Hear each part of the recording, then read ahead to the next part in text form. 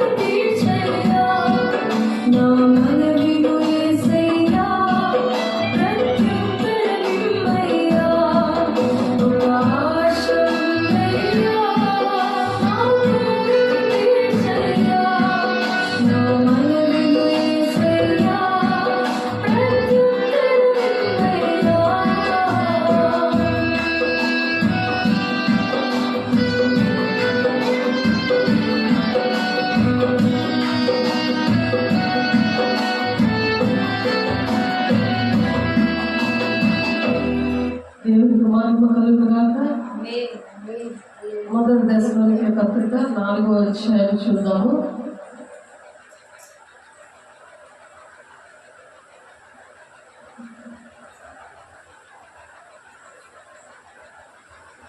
ఆర్భాటముతోను చూడండి, మీకోసం చదువుతున్నాను. ఆర్భాటముతోను ప్రధాన దూత శబ్దముతోను దేవుని బూరతోను పరలోకము నుండి ప్రభు దిగి వచ్చును. తెస్సలోనికీ పత్రిక 4:16 నుంచి చదువుతున్నాను. జాగ్రత్తగా ఈ తరంలో దేవుడు రావడానికి ఇష్టపడుతున్నారు కాబట్టి, మన తరాన్ని ఎంతగానో ప్రేమించారు కాబట్టి, మన యవ్వన బిడ్డలు, మన దేశము, మన కుటుంబాలు, మరి సార్వత్రిక సంఘము, స్థానిక సంఘము, మరి ఆయన రాబోతున్నాడు కాబట్టి దేవుని యొక్క మేడగది అనుభవంలో అపోస్తల బోధలో దేవుడు మనల్ని మరి పెంచుతున్నారు కాబట్టి, మరి ప్రతిరోజు కూడా మెలకు కలిగి ప్రార్థన చేస్తూ ఆయన సూచనలు, రాకడ సూచనలు ఏంటో మనం గమనించుకుంటూ ఉన్నప్పుడు, ఆయన వస్తున్నప్పుడు జ్ఞానేంద్రియాలు మనకు తెరవబడి మనకి విషయాలు అర్థమవుతాయి. అదేంటంటే ఆర్భాటముతోనూ ప్రధాన దూత శబ్దముతోనూ దేవుని బోరతోనూ పరలోకము నుండి ప్రభువు దిగి వచ్చును. ఆయన భూలోకానికి దిగి రావడానికి రెండవ రాకడలో, మొదటి రాకడలో ఆయన వచ్చి మనుషులు చేసిన పాపముల కోసము ఆయన మనిషిగా, మానవుడుగా వచ్చి ఆయన తన రక్తాన్ని చిందించి మన పాపములన్నీ క్షమించి మన పాపములు ఆయన మీద వేసుకొని మరి ఆయన ప్రాణం పెట్టి మన పరిశుద్ధులుగా చేశాడు, మతం కులం భేదం లేకుండా. కాబట్టి ఆయన రెండవ రాకడలో మొదటిగా రహస్య రాకడలో వస్తాడు ఆయన, తర్వాత బహిరంగ రాకడలో వస్తారు. కాబట్టి ఎలా వస్తారు అంటే ఆర్భాటముతోను ప్రధాన దూత శబ్దముతోను దేవుని బూరతోను పరలోకము నుండి ప్రభు దిగి వచ్చును. క్రీస్తు నందుండి మృతులైన వారు మొదట లేతురు. మధ్యాకాశంలో దేవుడు బూర ఊదినప్పుడు మరి మృతులైన వారు మొదట లేస్తారు. ఆ మీదగా మనము సజీవులుగా ఉన్న మనము ఈ తరంలో దేవుడు రాబోతున్నాడు అని చెప్పడానికి రాకడ సూచనలు అనేవి జరుగుతూ వస్తున్నాయి. అవి ఏంటంటే నైతికంగా, మరి ఆర్థికంగా, మరి ప్రకృతి పరిస్థితుల్లోని అలా అనేకమైన విషయాలు వస్తాయని చెప్పి ఎక్కడెక్కడ ఉన్నాయంటే రాకడ సూచనలు మొత్తం 24వ అధ్యాయంలో ఉన్నది. అవి జరుగుతున్నాయి, ఇప్పుడు ప్రజెంట్ అవి జరుగుతున్నాయి. కాబట్టి దేవుని దగ్గర మనం అడగవలసింది ఏంటంటే దేవుని ఆశతో దేవుని యొక్క అభిషేకం అడగాలి. మరి అనేకమైన అద్భుత కార్యాలు చేసిన దేవుడు ఏం మాట్లాడుతున్నారంటే 24వ అధ్యాయంలో, మొత్తం 24వ అధ్యాయంలో ఉంటాయి ఆ రాకడ సూచనలు. మళ్ళా 25వ అధ్యాయం కూడా మీరు పూర్తిగా చదివితే అక్కడ కూడా ఉంటాయి. అలాగే లూకా సువార్త 17వ అధ్యాయము 22వ వచనంలో నుండి చదివితే అక్కడ కూడా ఉంటాయి. లూకా 21వ అధ్యాయం చదివితే అక్కడ కూడా ఈ రాకడ సూచనలు అన్నీ కూడా ఇప్పుడు ఈ కాలంలో ఇవి జరుగుతున్నాయి. కాబట్టి దేవుడు వస్తున్నాడు అని మనం చెప్పగలం, అవి సూచనలు. కాబట్టి దేవుడు మరి 24వ అధ్యాయము 36వ వచనంలో చూస్తే తండ్రి తప్ప మరి ఎవ్వరికి కూడా తెలియదు.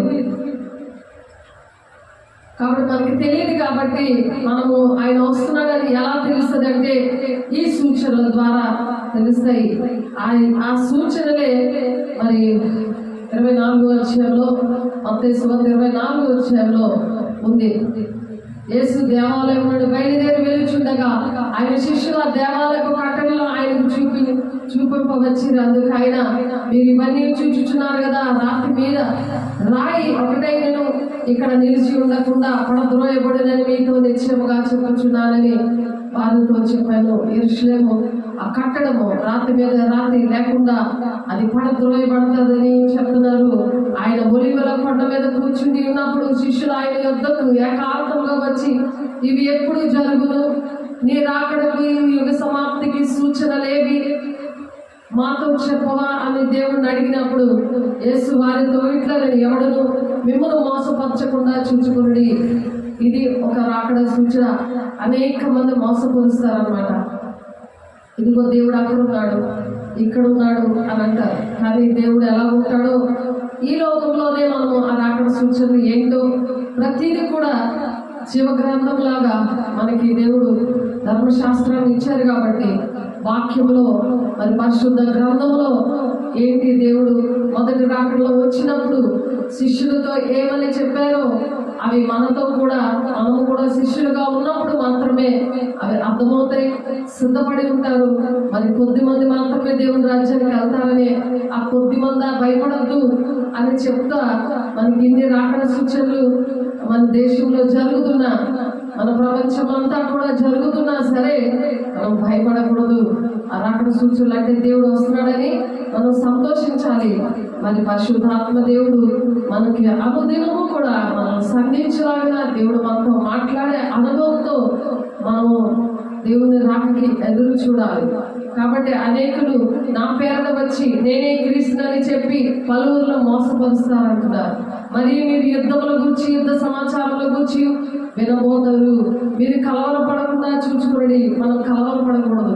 దేవుడు వస్తున్నాడని మనం సంతోషంగా మనం వెళ్తామనే మన సిద్ధపాటు కలిగి పరిశుద్ధంగా ఉండి దేవుని అభిషేకంతో మరి మన కుటుంబాలని, మన సంఘాలని, దేశాన్ని, మనకున్న ప్రజలందరినీ కూడా రక్షించుకోవడానికే సర్వలోకానికి వెళ్ళి సర్వ సృష్టికి సువార్త ప్రకటించండి, నా మూలంగా బాప్తీసాలు ఇవ్వండి, నేను ఏ సంగతి చెప్పినా మీరు అవి మాత్రమే బోధించండి అని చెప్తారు.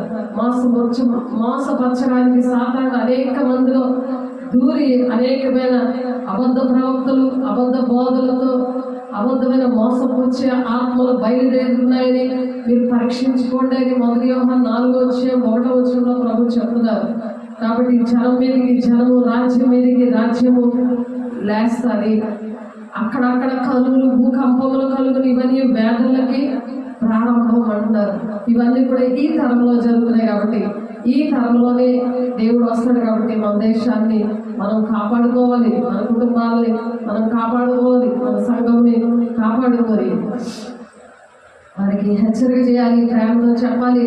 మరి హెచ్చరిక చేయకపోతే ఆ ప్రాణం పుత్రవాదివే అని ఎస్కేల్ 3:18 చెప్పినట్లుగా మరి వినలేనప్పుడు వారికి హెచ్చరిక చేయాలి. అప్పుడు జనులు మిమ్మల్ని శ్రమల పాలు చేసి చంపుతారు అంటున్నారు. మీరు అనేక మంది చనిపోతున్నారు. ఇలాంటి విషయాలు చెప్తున్నప్పుడు మీరు నా నామం నిమిత్తం సకల జనుల చేత ద్వేషించబడతారు. ఎవరికి ఇష్టపడదు, దేవుడి మాటలు ఇష్టపడదు, అవి నమ్మరు. అయినా సరే మనం చెప్పాలని ఎస్కేల్ 2:1 దేవుడు ఎస్కేల్ గారితో మాట్లాడారు. కాబట్టి ఆ భక్తులు ద్వారా ఆనాడు మాట్లాడారు. నాతో మాట్లాడితే నేను మాట వింటానని మొండికేసి మూర్ఖులా ప్రవర్తించకుండా దేవుడు మాట్లాడే దేవుడు, టైం వేస్ట్ చేసుకోకుండా మరి ఆ మాటలు మరి పరిశుద్ధ గ్రంథంలో ఏదైతే భక్తులు అనుభవంతో మరి దేవుడు రాయించారో, పరిశుద్ధాత్మ దేవుడు రాయించారో ఆ మాటల్ని మరి వినాలి, నడవాలి, చూడాలి. అనేకులు అభ్యంతరపడతారట, ఒకరినొకరు అప్పగించుకొని ఒకరినొకరు ద్వేషించుకుంటారట. అనేకులు అబద్ధ ప్రవక్తలు వచ్చి పలువురిని మోసపరుస్తారు. మోసపరిచే దినాలు, అనేక మంది ప్రేమ చల్లారిపోయే దినాలు. కాబట్టి దాన్ని కలవరపడద్దు అంటున్నారు. కాబట్టి అక్రమం విస్తరిస్తూ ఉంటుంది. ప్రతిదీ క్రమంగా నడవదు. దేవుడు ఒకటి చెప్తే ఇంకోటి చేస్తూ ఉంటాడు. అలాగే చెప్తున్నారులే, అంతేలే అని అనుకుంటారు. ఎప్పుడులో చెప్తున్నారులే అంటే 2 పేతురు 3:9 దేవుడు మరి నిరీక్షణ కలిగి, ఆయన ప్రేమ కలిగిన దేవుడు ఏ ఒక్కరు నశించుకోకూడదని ఆయన మన కోసమే వెయిట్ చేస్తారు. కాబట్టి అంతం వరకు సహించి వాడే రక్షణ పొందుకుంటాడు. ఇలాంటివన్నీ వస్తున్నప్పుడు కలవరపడకుండా మనం సహించుకోవడానికి అభిషేకము కావాలి, పరిశుద్ధాత్మ దేవుడు కావాలి. 7 ఆత్మతో మనల్ని నింపాలని దేవుడు పని చేయడానికి కావాల్సింది అదే పరిశుద్ధత ఉంటేనే ఆ పరిశుద్ధాత్మ దేవుడు మనలో ఉండి నడిపిస్తారు. పావుల వల్లే వివేకంగా ఉండి పావురాల వల్లే నిష్కపటంగా ఉండడానికి దేవుడు సహాయం చేసే గొప్ప దేవుడు, శక్తివంతుడు. అందుకని మరీ రాజ్యసభ సకల జనులకు సాక్షార్థమే లోకమందంతా ప్రకటించబడను అటు తర్వాతే అంతము వచ్చును, అంతమైపోతుంది, ఇప్పుడైపోద్ది అప్పుడైపోద్ది అని చెప్తే మనము వినడానికి కాదు. దేవుడు నిజమైన వార్త చెప్తాడు. ఆయన మాట్లాడే దేవుడు. వాక్యం సూటిగా మాట్లాడుతుంది. ఆ వాక్యం పట్టుకొని మనం ప్రార్థన చేసినప్పుడు దేవుని దగ్గర ఆ అభిషేకం పొందుకొని దేవుని స్వరం వింటుంటే అప్పుడు మనకి ధైర్యం కలుగుతుంది. మనకు కరెక్ట్ వార్త దేవుని దగ్గర మాత్రమే ఉంది. ఎవరేం చెప్పినా సరే వినడానికి దేవుడు ఇవన్నీ మనకి ఇవ్వలేదు అన్నాడు. శిష్యులు అడిగినప్పుడు శిష్యులతో చెప్తున్నారు, నువ్వు నేను శిష్యులుగా ఉంటే నీవు అర్థమవుతే నమ్ముతావు. కాబట్టి ప్రవక్త అయిన దానియేలు ద్వారా చెప్పబడిన నాశనకరమైన హేయ వస్తువు పరిశుద్ధ స్థలమందు నిలుచుట మీరు చూడగానే చదువువాడు గ్రహించును గాక. కాబట్టి చదువువాడు గ్రహిస్తాడు. అలా గ్రహింపు శక్తి కావాలని దేవుని దగ్గరే ఆ దేవుని దగ్గర పాదాలు పట్టుకొని అడగాలి. యోదయలో ఉండేవారు కొండలకి పారిపోగలరు, మిద్దె మీద ఉండేవారు తన ఇంటిలో నుండి ఏదైనా తీసుకొని పోకూడదు, తీసుకొని పోటుకు దిగకూడదు అంటున్నాడు. అంటే మనం ఏది కూడా సంబంధమైన వాటి మీద మనసు పెట్టుకోకూడదు. అవేమి మనతో రావు. కాబట్టి దేవుడు మాటలు ఎందుకు ఈ మాటలు చెప్తున్నారంటే ముందుగా వాక్యం ద్వారా దేవుడు బలపరుస్తాడు. అప్పుడు మనం ఏ తలంపుగా ఉన్నా సరే ఆయన బాగు చేసే దేవుడు, నడిపించే దేవుడు, దీవించే దేవుడు. ఆయన నడిపించకపోతే మనము నడవలేము. మన ఆలోచనలు వేరు, ఆయన ఆలోచనలు వేరు. అందుకనే ఎంతమంది అయితే నా మూలంగా నడిపిస్తారో వాళ్ళే నా కుమార్తెలు అంటున్నాడు. ఆయన కుమార్తెలు ఉండాలంటే ప్రతిరోజు దేవుని ఆత్మతో నింపబడాలి.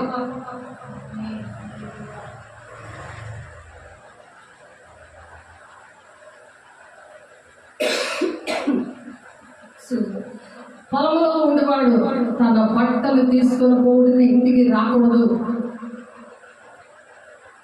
చూసారా, మేము ఎలా ఉన్నామో కూడా పట్టించుకోము.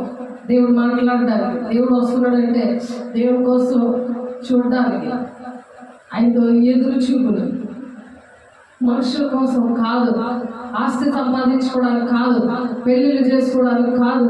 మరి అన్నాడు నోవాహు దినాల్లో తినుచు త్రాగుచు పెళ్లి చేసుకుంటూ మరి ఉన్న దినాలు అవి ఆ విధంగా రాకడ సూచనలు. అప్పుడు మరి నోవాహు దినాల్లో మరి నీళ్లతో నాశనం అయిపోయింది. అది 2 పేతురు 3:6-7 వచనాలు ఉంటుంది. నోవాహు కాలంలో నీటితో దేవుడు నాశనం చేశాడు. దేవుడు ముందుగానే చెప్పాడు, కానీ వినలేదు. కాబట్టి ఆ నోవాహు గారి కుటుంబం మాత్రమే రక్షించబడాలి. నీ కుటుంబం, నా కుటుంబం, దేశము, ఎవరైనా ప్రపంచమంతా మరి సిద్ధపడాలి అని అంటే వినాలి. ఆనాడు వినక దేవుడు నీటితో నాశనం చేశారు. మరి 2వ రాకడలో మరి మధ్యాకాశంలో దేవుడు వచ్చి బోరం ఊపుతాడు. ఆ టైంలో మనం సిద్ధంగా ఉండాలి. ఆయన ఆ రహస్య రాకడలో ఆయన ఆ విధంగా వస్తారు.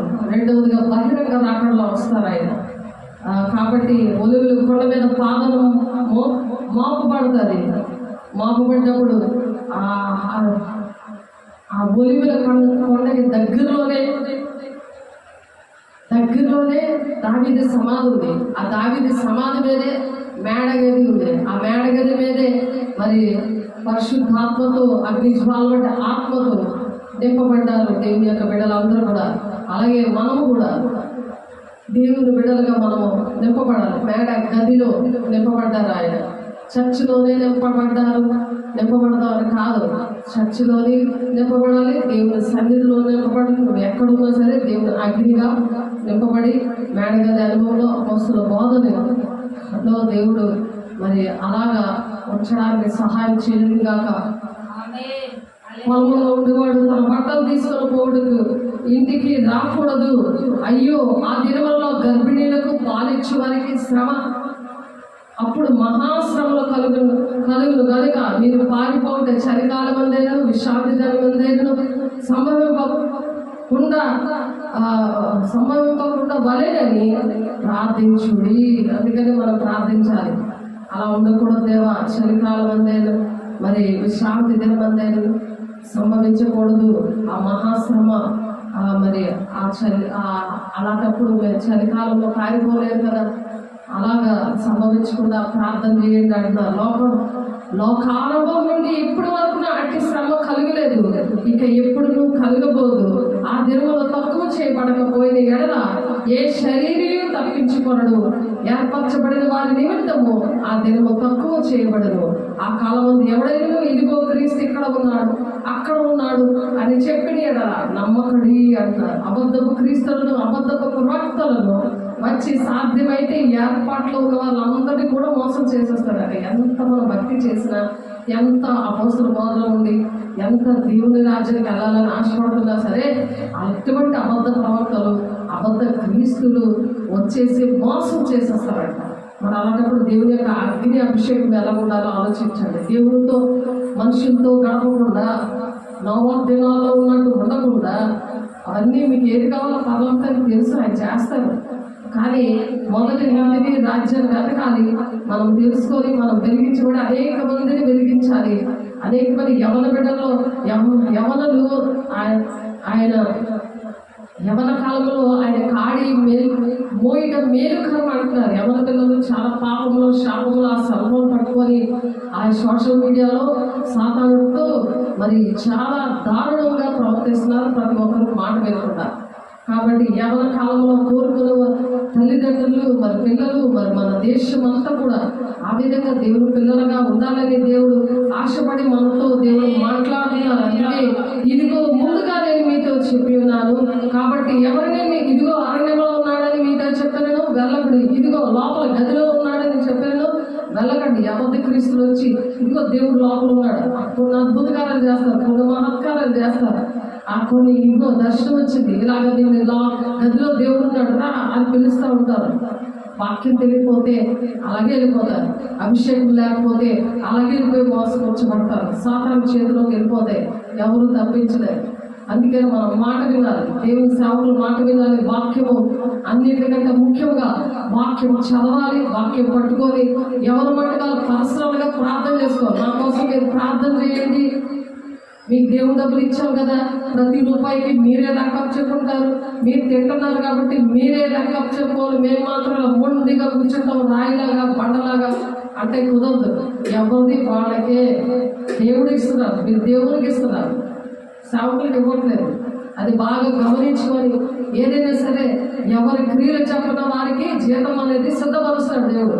ఎవరి లెక్క అలాగే, ఎవరి భోజనం తింటే వాళ్ళ శరీరము పుష్టిగా ఉంటుంది, కాళ్ళు చేతులు పేయకుండా, అనారోగ్యం రాకుండా, ఎముకలు పొడుచుకొని వచ్చి మంచం పాలు కాకుండా 33 పద్నాలు ఉంటుంది. దేవుడు ఉపదేశం వినమంటున్నాడు, వినకపోతే వచ్చే పరిస్థితులు అది సంహారం యొద్దకు సిద్ధపడిపోతారట. వాళ్ళు మరణానికి సిద్ధపడిపోతారు దేవుని మాటలు వినకపోతే. ఆ దేవుని మాటలు చెప్పడానికే దేవుని సేవకుల్ని అభిషేకించి, ఆయన వరాలు ఇచ్చి, ఆయన జ్ఞానం ఇచ్చి పంపిస్తాడు. మీరు సేవకులకు మీద తిరగబడి సేవకులు బోధ చేసేవారు రెడీ అయిపోతున్నారు. సాతాను వాళ్ళు దూరిపోయి అంటే మరి ఆనాడు మరి డబ్బులు ఇచ్చి కొనుక్కున్నారు, అభిషేకం ఇస్తావా అని అడిగాడు ఒక ఆయన. నువ్వు ఘోరమైన దుష్టత్వంలోనూ దునీతి బంధకాలను పడి ఉన్నావు నువ్వు అని చెప్పి తిడతాడు ఆ భక్తుడు. అపోస్తలుల 19వ అధ్యాయంలో ఉంటుంది, మీరు చదివితే. కాబట్టి అలాగా ధనాపేక్ష వాళ్ళు ప్రతిదీ డబ్బుతో కొనేసేవాళ్ళు. దేవుడు పిల్లలు సర్టిఫికేట్ కూడా కొనేయడానికి రెడీ అయిపోతారు, నెక్స్ట్ సేవకులు కూడా కొనేయడానికి రెడీ అయిపోతారు. ఆ కొనేస్తుంటే వాళ్ళు ఎలా ప్రవర్తిస్తారంటే అభిషేకం లేదు కదా, లేదు కాబట్టి వాళ్ళు అంటారు.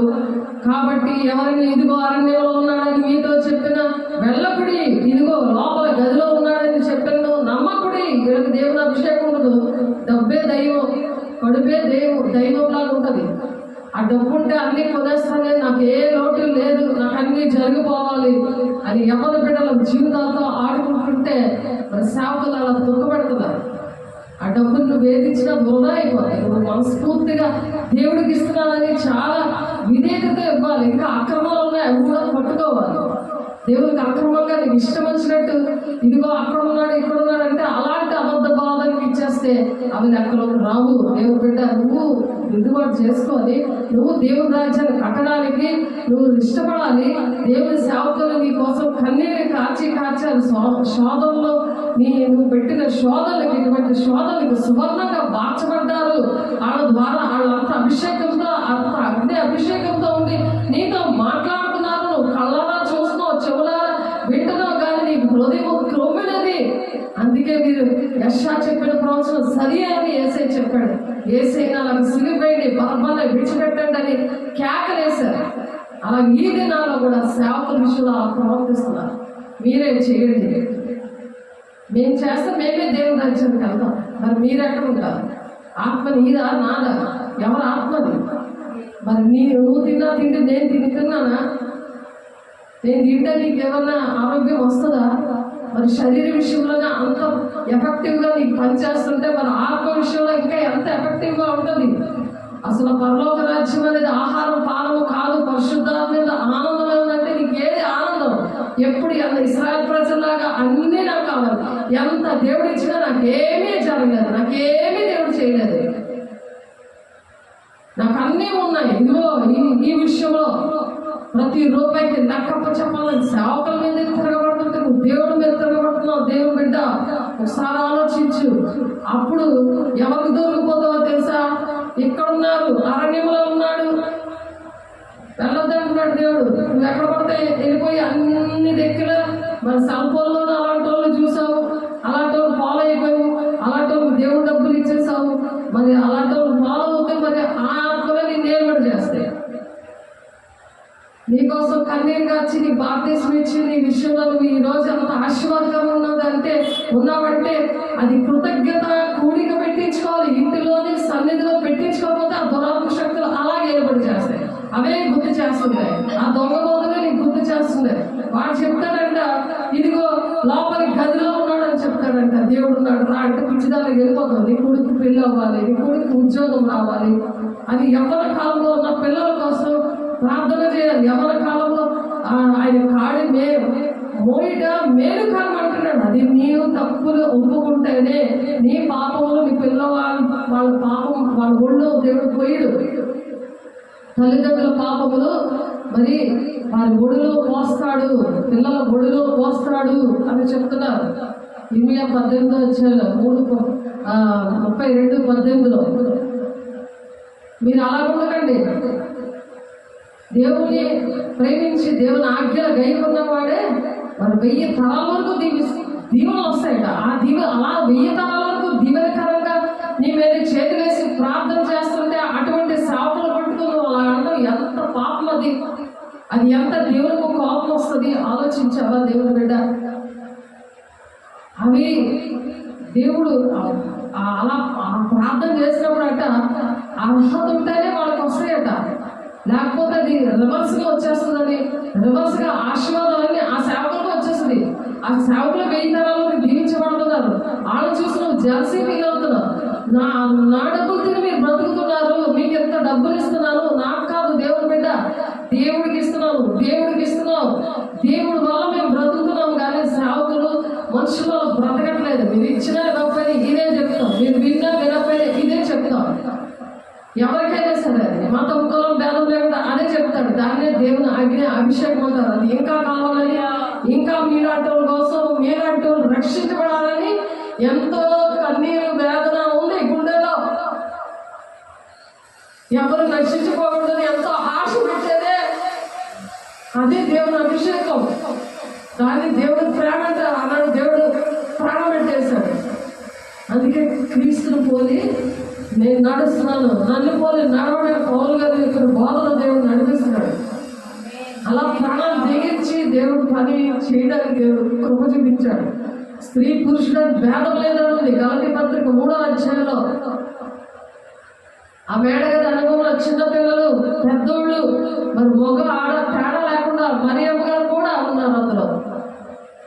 అందులో శిష్యులని దేశమంతా దేవుని వార్తను ప్రకటించారు. దేవుని బిడ్డ, నీకు అర్థం కావట్లేదా? దేవుడు 2 పనులు అప్పచెప్పారు, అది పని చేయి.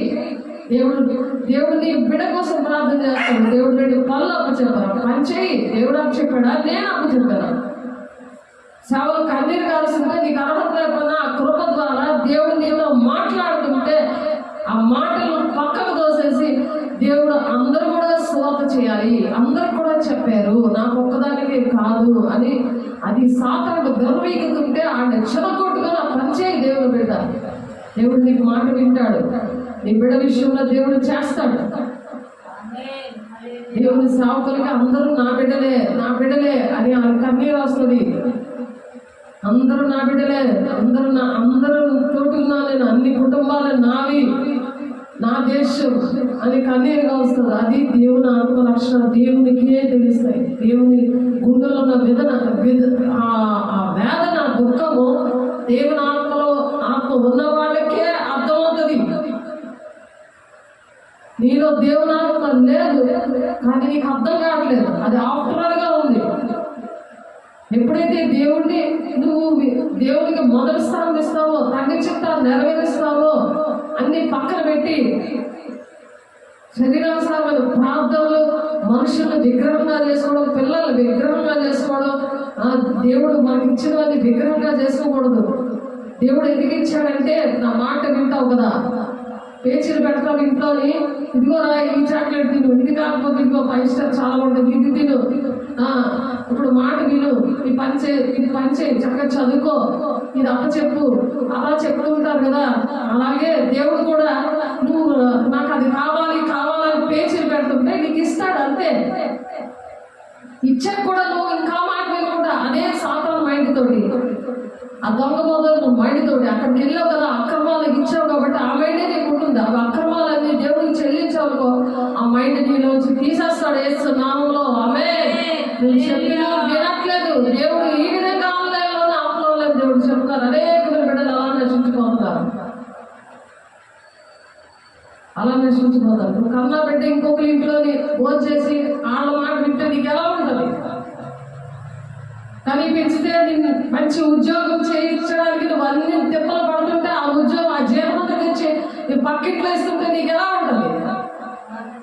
అది అక్రమం కదా. అక్రమం చేయవద్దు, పండి మీరు నాకు తెలియదని దేవుడు అంటుంటే నువ్వు కూడా అంటావు కదా, నువ్వు ఊరుకుంటావా? ఆలోచించు దేవుని బిడ్డ. దేవుడు దుఃఖపడుతున్నాడు, పరిశుద్ధాత్మ దుఃఖపరచబడి ఈ యుగమందైన రాబోయే యుగమందైన పాపక్షేమం లేదు అంటున్నాడు దేవుని మాటలు. అందుకే కరెక్ట్ గా వినాలి, నేర్చుకోవాలి. ఎవరో చెప్పిన వినడం కాదు. అందుకే పౌలు గారు చెప్పారు, చూడండి, రాసుకోండి. హబక్కు 2:2 ఇర్మియా గ్రంథంలో కూడా ఉంది, రాసుకోవాలని చెప్తున్నాడు ఆయన. అది నిర్ణయ కాలంలో జరుగుతుంది, అది తప్పక నెరవేరుతుంది. హబక్కు 2:2 నెరవేర్పు దినాల్లో ఉన్నాం మనం. ఈ తరంలో దేవుడు చెప్పిన మాటలన్నీ నెరవేరిపోతాయి. నువ్వు ఎక్కడ ఉంటావు? యుగాలు దేవుని రాజ్యంలో ఉండాలని దేవుడు నిన్ను ప్రేమించి నన్ను ప్రేమించి మాటలు చెప్తున్నారు. నేను చెప్పకపోతే మరికట్టమైన తీర్పు ఉంటుంది అని నాతో మాట్లాడుతున్నాడు. యాకోబు 3:1 మనం దేవుని వల్ల బ్రతకాలి, దేవుని వల్ల మాత్రమే దేవుని రాజ్యం వెళ్ళాలి. నేనే మార్గమును సత్యమును జీవమును, నా ద్వారానే తప్ప ఎవడును తండ్రి ఎత్తుకు చేరలేడు అంటున్నాడు ఆయన. ఆయనే మార్గము, ఆ మార్గంలో మనం నడవాలి, అనేక మందిని తీసుకొని వెళ్ళాలి. అది వినకపోతే దేవుడు వాళ్ళ విషయం దేవుడు చూసుకుంటాడు. నువ్వు చెప్పడం కరెక్ట్గా నువ్వు నడిచి ఇంకొకరు నడిపించాలి. నడవకపోతే దేవుడు నడిపించుకుంటాడు. నీకెంతవరకు నువ్వు నడిపించగలవా నువ్వు నడిపించు, వదిలేయకు అని చెప్తున్నాడు. దేవుని బిడ్డ ఎవరిని విడిచిపెట్టడానికి లేదు మనకి. వాళ్ళ కోసం కన్నీటితో వేదనతో దేవుడు మాట్లాడతాడు. మనకు ఆ వేదన ఇచ్చేదే అభిషేకం. అభిషేకం లేకపోతే ఏ వేదన ఉండదు, ఏ బాధ ఉండదు, ఏ కన్నీరు రాదు. కాబట్టి దేవుడు ఆర్భాటముతోను, ప్రధాన దూత శబ్దముతోను, దేవుడి బోధతోను పరమ నుండి దేవుడు దిగివచ్చును. క్రీస్తు నందుండిన మృతులైన వారు మొదట రేతులు మృతులైపోయారు. ఆడికి మాటలు తెలియదే మరి నీకు చక్కగా నువ్వు సజీవ లెక్కలో ఉంచాడు. ఎన్నోసార్లు మరణం ఏర్పడి చేస్తే నేను దేవుడు విడిపించాడు. అవేం లెక్కలో రావా? ఏ రోజైనా సాక్ష్యం చెప్పావా? ఏ రోజైనా స్థుతి కూడిక పెట్టావా? సాక్ష్యం చెప్పి ఏ రోజైనా సంఘంలో కానీ ఇంట్లో కానీ పెట్టుకున్నావా?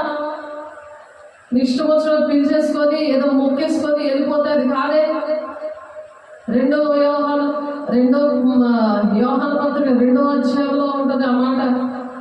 అటువంటి వారిని శుభమని చెప్పవద్దు, నీ ఇంట్లోనికి చేర్చుకుంటే ఏం జరుగుతుందంట? వారి పాపముల్లో నువ్వు పాలి భాగస్వామి అవుతావు అంటున్నాడు దేవుడు. యోహాను రాసిన 2వ పత్రిక 1వ అధ్యాయము అందులో చెప్తున్నాడు.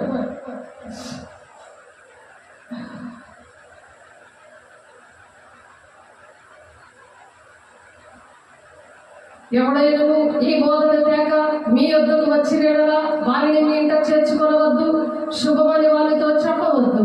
శుభమని వారితో చెప్పువాడు వారి దుష్ట క్రియలలో పాలివాడును. అదే ఆ పాపమే నేను ఏర్పాటు చేస్తుంటే నా కోసం ప్రార్థన చేయండి, మీకు అప్పచెప్పాను కదా, నా కుటుంబం కోసం ప్రార్థన చేయండి.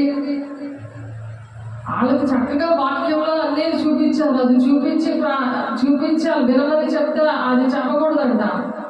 అసలు ఆ విషయాలే చెప్పకూడదంట. సాతాను ఎంత బలంగా బోధ చేస్తాడు నాకు ఆ మనిషిలో ఉండి. వాక్యం చూపించకూడదట, వాక్య ప్రకారం నడిపించకూడదట. మీరు ప్రార్థన చేయండి, వాళ్ళ హృదయం కదులుతుంది అంటుంది. అదేమైనా చెప్పారా? ఇక్కడ చదువులేని విద్యలను పామలు పెట్టినారు. అసలు వాక్యం తెలియలేని చదువులేని వాళ్ళు ఎంతో ఇంట్లో బయట పరిచయం చేసి సేవకులు ఎంతో ప్రేమిస్తున్నారు. దేవుడు కొరతలే నామం ఇచ్చి అగ్నిభిషేకం ఇచ్చి దేవుడు వాడుకుంటున్నాడు సంఘంలో. మరి సేవకుల కోసం పరిచర్యలో వాళ్ళకి ఏది కావాలంటే వాళ్ళన్నీ కూడా చూసుకోవడానికి దేవుడు అవకాశం ఇచ్చారు. పేదవాళ్ళు కోటీశ్వరులు అయింది, ఇంకా ధనాపేక్ష అంటే ఆ ధనాపేక్షలో దేవుని రాజ్యానికి వెళ్ళదని అందుకే కన్ఫామ్గా చెప్పారు.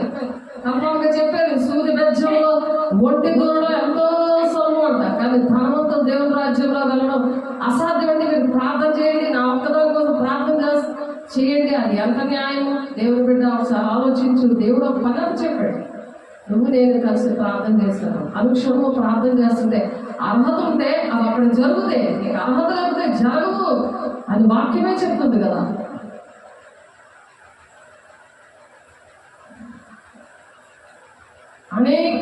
అనేక సంగతులు మీకు రాయవలసి చూడు. సిరతో కాగితమును వారి మనసు లేక మీ సంతోషము పరిపూర్ణమైనట్లు మిమ్మల్ని కలుసుకొని ముఖాముఖంగా మాట్లాడ నిరీక్షించుచున్నాను అంటున్నాడు పౌలు. అలాంటి పనులు చేస్తుందంటే పౌలు లేకపోతే ఎవరో పిలిచడం, అలాగే సేవకులు లేకపోతే ఎవరో పిలిచేసుకొని చేసేసుకోవడమే అంతే. వాళ్ళకి ఏ విషయాలు చెప్పకూడదు. బాగా వచ్చినప్పుడు మన సేవకులు గుర్తొస్తారు, అప్పుడు పిలుస్తారు. ఇవన్నీ చేశాక వీటిలన్నిటి కూడా వస్తూ సేవకులు ఏడాలి. ఏడ్చి మీరు ప్రార్థన చేయండి. డబ్బుతో ఉపదేశింది కాదు ఇది. నువ్వు దేవుడికి ఇస్తావు, నువ్వేదిచ్చినా అలాంటి హృదయం తెలిస్తే అది దేవుడు అంగీకరించాడు. దాని ప్రతిఫలము ఉండదు. దేవుని బిడ్డ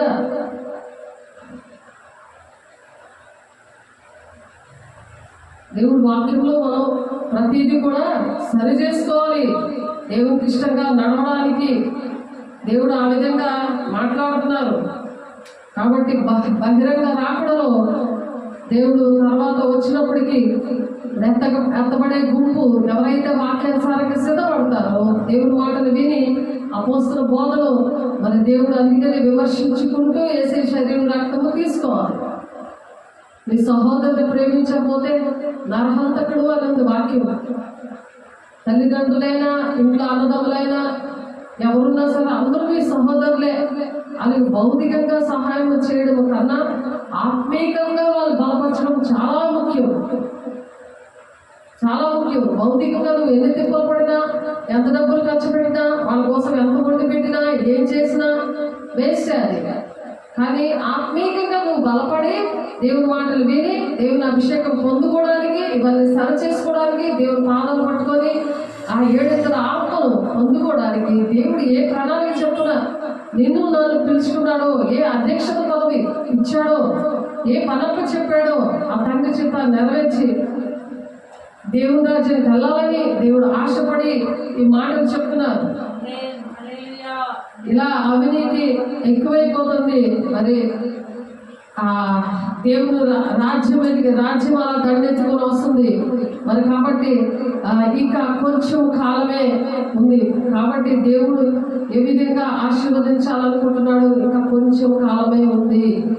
హెబ్రీయులకు రాసిన పత్రికలో 10వ అధ్యాయం, హెబ్రీయులకు రాసిన పత్రిక 10వ అధ్యాయంలో చూడండి, ఇంకా కాలం కొంచెమే ఉంది. ఎందుకంటే ఎలా మనకు తెలుస్తుందంటే, ఇప్పుడు చదివిన వాక్యం అంతా కూడా నెరవేర్పులో జరుగుతుంది. కాబట్టి మనం దేవుని దగ్గర క్షమాపణ అడిగి, సేవకులను కూడా క్షమించమని అడిగి, దేవుని చిత్తాన్ని నెరవేర్చడానికి దేవా నాకు అభిషేకించు, నువ్వు అప్పచెప్పిన పని నేను నమ్మకంగా చేస్తానయ్యా అని దేవుడిని అడుగుదాం. దేవుని బిడ్డ, అందుకే మన కన్నీళ్ళు ఇంకా మిగిలి ఉన్నాయి.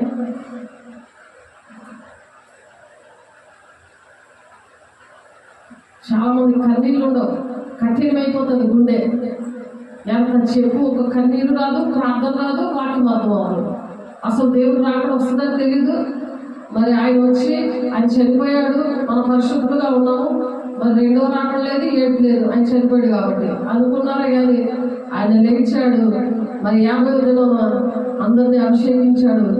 మరి ఆ అభిషేకించిన బిడ్డలందరూ మరి శిష్యులుగా తయారయ్యి ఆయన ప్రాణాలు అర్పించి మరి ప్రపంచాన్ని అంతటినీ రక్షించారు.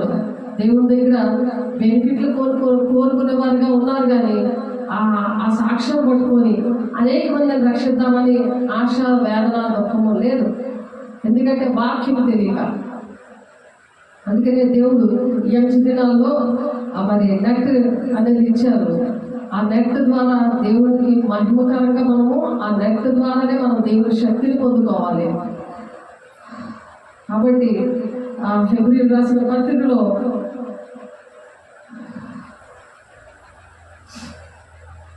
38-39 వచనాల్లో, నా ఎదుట నీతిమంతుడైన వాడు విశ్వాస మూలముగా జీవించును గాని అతడు వెనుక తీసిన ఎడల అతని యందు నా ఆత్మ సంతోషం ఉండదు. దేవుని ఆత్మ పొందుకున్న వాళ్ళు, ఏర్పాట్లో ఉన్న వాళ్ళు కూడా మోసపరచబడిన దినాల్లో మనం ఉన్నాం. కాబట్టి దేవుడు ఆశీర్వాదాలన్నీ ఇచ్చాక మరి ఆత్మ చల్లారిపోయి శరీరానుసారులుగా మిగిలిపోతున్నారు. గలతీ సంఘంతో కూడా పౌలు గారు అదే మాట్లాడతారు.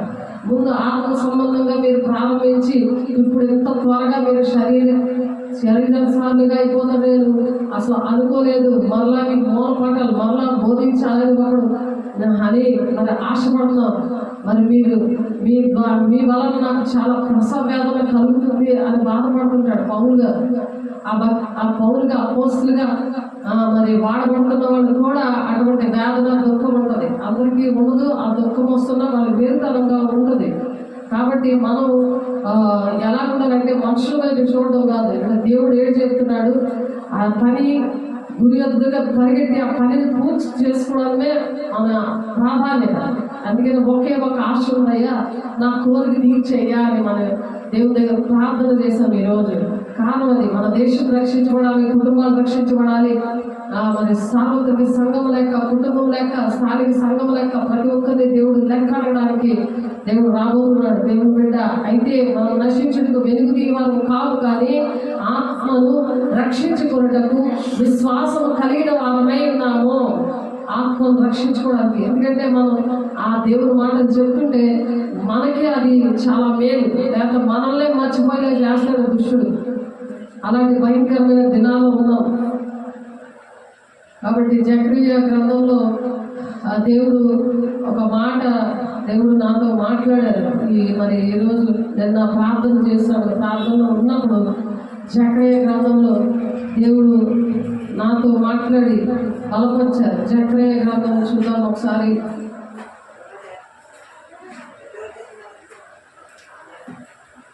జకరియా ఆ వాగ్దానం పట్టుకొని ప్రార్థన చేయండి. దేవుని బిడ్డలుగా మిమ్మల్ని కూడా అటు విధంగా దీవించాలి, ఆశీర్వదించాలని కోరుకుంటూ మరి దేవుడు ఈ మాటలు నాకు ఇచ్చారంటే మీకు కూడా ఇచ్చినట్టే లెక్క. మాట విని లోబడిన వారికి దేవుడు ఏంటంటే ఈ మాట చెప్తారు. జకరియా 9వ అధ్యాయం 12వ వచనం 16వ వచనం, బంధకములో పడి ఉండి నిరీక్షణ గలవారలారా మీ కోటను మరలా ప్రవేశించుడి, రెండంతలుగా మీకు మేలు చేసేదను. నేను మీకు తెలియజేయ మరి రాత్రి ప్రార్థనలో ఉన్నప్పుడు దేవుడు మాట్లాడారు. మరి 16వ వచనంలో కూడా నా జనులు యెహోవా దేశంలో కిరీటం అందరి రత్నముల వలె ఉన్నారు. కిరీటం మనం ఎంత అయినా ఆత్మలు రక్షిస్తామో మనకి దేవుడు జీవ కిరీటం ఇస్తారు. సువార్త ఎలా ప్రకటిస్తుంటే వాళ్ళకి నీతి కిరీటం ఇస్తారు. దానికి మాత్రం కులమే వేదం లేదు. ప్రజలందరి కోసం దేవుడు ప్రాణం పెట్టారు. దేవుడు ప్రేమిస్తే ఆయన ఆజ్ఞలు వేయకుంటారు. ఆయన ఆజ్ఞలు అంటే ఆయన మాటలు, ఆయన కట్టలు అంటే ఆయన రూల్స్. మన గవర్నమెంట్ రూల్స్ మనం పాటించకపోతే భూలోకంలో మనం ఉండడానికి అవ్వదు కదా. అలాగే పరలోకంలో ఉండడానికి దేవుని ఆజ్ఞలు కట్టండు దేవుడు ఇచ్చారు. అవి పాటించిన వాడికి, దేవుడు మాటలు విన్న వాడికి నా జనులు యెహోవా దేశంలో, యెహోవా దేశంలో కిరీటం అందరి. ఈ దేశం కాదు, యెహోవా దేశం అంటే పరలోక రాజ్యం. కిరీటం అందరి ఆ యెహోవా దేశంలో కిరీటం అందరి. దేశంలో కిరీటం అందరి రత్నముల వలె ఉన్నారు. ఆ కిరీటం ఇస్తాడట పరలోక రాజ్యంలో. అందులో ఎన్ని ఆత్మలు రక్షిస్తే అన్ని పొడులు ఉంటాయి అన్నమాట. అన్ని రత్నాలు ఉంటాయి. అన్ని రత్నాల్ని తీసుకొని రావాలి. ఒక రత్నం 2 రత్నాలు పోయిన ఆదివారం వచ్చి ఆ రత్నాలు నీ కిరీటంలో పొడుల్లో ఉంటాయి. దేవుని బిడ్డ నువ్వు కానీ దేవుని దగ్గర కన్నీరు కాచి ఆ బిడ్డలు దేవుని రాజ్యం రావాలయ్యా, వాళ్ళకి తెలియదయ్యా, క్షమించండి అని ప్రార్థన చేయాలి. తెలిసిన వాళ్ళ కోసం అలా ప్రార్థన చేయకూడదు. అన్నీ తెలిసి తప్పు చేస్తారనుకో వాళ్ళ కోసం అలా ప్రార్థన చేయకూడదు. దేవా వాళ్ళు దర్శించండి, సౌలు దర్శించడంగా దర్శించి మాట్లాడండి. అది తెలుసుకుంటూ చేస్తారు. ఎందుకంటే సేవలు ఉన్నారు కదా, మేము తిని పడుకోవచ్చు, మనం ఇష్టం వచ్చినట్టు జీవించవచ్చు అని ఒక దేవా వచ్చింది. దేవుడు ఆశీర్వాదాలు అన్నీ వచ్చేస్తున్నాయి ప్రార్థన చేస్తుంటే. అవి వచ్చేసాక మన హృదయం కృపి మనం గ్రహించలేకపోతారు. దేవుడు సిలివేస్తున్నారు నన్ను అనుకుంటున్నారు కానీ, సేవకులు అనుకుంటున్నారు కానీ దేవుడినే సిలివేస్తున్నారు అని వాక్యం చెప్తుంది. అందుకే సౌలు సేవకులు హింసిస్తానని ఆ దమస్కు మార్గంలో మాట్లాడలేదు. సౌలా నన్ను ఎలా దేవుడు హింసిస్తున్నావు అంటున్నాడు. అంటే దేవుడిని హింసించాడు. మీరు సేవకులు మీరు బాధ పెట్టుకుంటే అది దేవుడిని హింసించడం లెక్క వస్తుంది. ఎందుకంటే దేవుడు ఉండే కన్నీరు కాలుస్తాడు, దేవుడు ఉండే మిమ్మల్ని ప్రేమిస్తాడు. ఎంత దూరం రమ్మన్నా మీకోసం పరిగెడుతున్నారు, అలాగే పెరగట్టాడు. సెల్లక నడిచిపోవడానికి దేవుడు కృపనిచ్చారు. యెహోవా కొరకు ఎదురు చూచేవారు నూతన బలం ఇస్తున్నాడు, నూతనమైన ఆత్మ ఇస్తున్నాడు. అదే యవన బలం. పక్షరాజు యవనం అంటే యవన కాలంలో అది ఏజ్ లిమిట్ లేదు. దానికి రిటైర్మెంట్ ఉండదు, దానికి మతం కులం భేదం ఉండదు, అతని కళ్ళు ఆడమోగ తేడా ఉండదు. దేవుని బిడ్డ దేవునాథం పొందుకో, నీకు ఇవి అర్థమవుతాయి. లేకపోతే మన పౌలు ఇలా చెప్పాడు కదంటే వాళ్ళు ఆ కండిషన్లో ఉన్నప్పుడు దేవుడు అటువంటి వారికి, ఆ మాస్ ఏరియాలో ఉన్న వాడికి దేవుడు ఆ మాస్ స్త్రీలకు అలా చెప్పాడు. వాళ్ళు శిశు ప్రసూతి వల్ల రక్షణ పొందుకుంటున్నారు అని ఉంటుంది. ఆ వాక్యం చూడరు. ఏ వాక్యం వాళ్ళ బొరకి పెట్టకుండా సాధారణ అక్షరం లేకుండా సేవలు దిగిపోతే వాళ్ళు చేయరు తండ్రి చేత నెరవేర్చుకుంటే క్రమం లేకుండా అక్రమంగా నడుచుకుంటున్నారు. కాబట్టి అటువంటి వారు క్రీస్తు ఇక్కడ ఉన్నాడు అక్కడ ఉన్నాడు అని ఇలాగే చెప్తూ ఉంటారు. మోసకొచ్చే దినాలు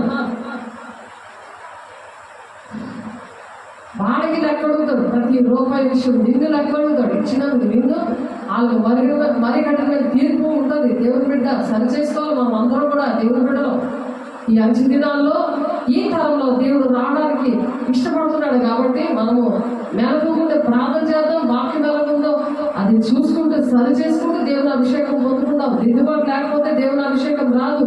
ఇతరులకు క్షమించమని అడగకపోతే దిద్దుబాటు రాదు. నా జీవితంలో జరిగింది. నన్ను క్షమించమని అడిగాకే ఇప్పుడు పంజాబ్ తీసుకెళ్ళాడు దేవుని బిడ్డని. కాళ్ళు పట్టుకొని క్షమించమని అడిగితే అది యెషయా 6:14 ఉంది.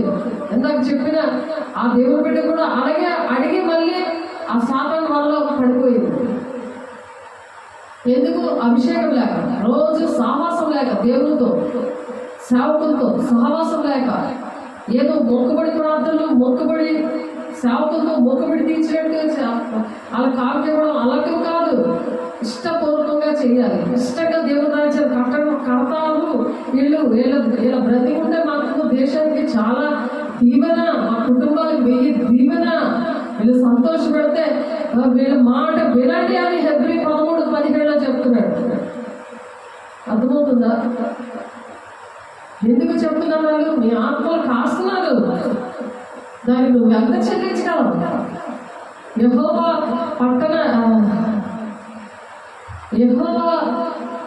పట్టణానికి కాపుదల లేకపోతే కావలి కాయవారు ప్రయాసపడుతుంటే వ్యర్థమే ఉంది వాక్యం.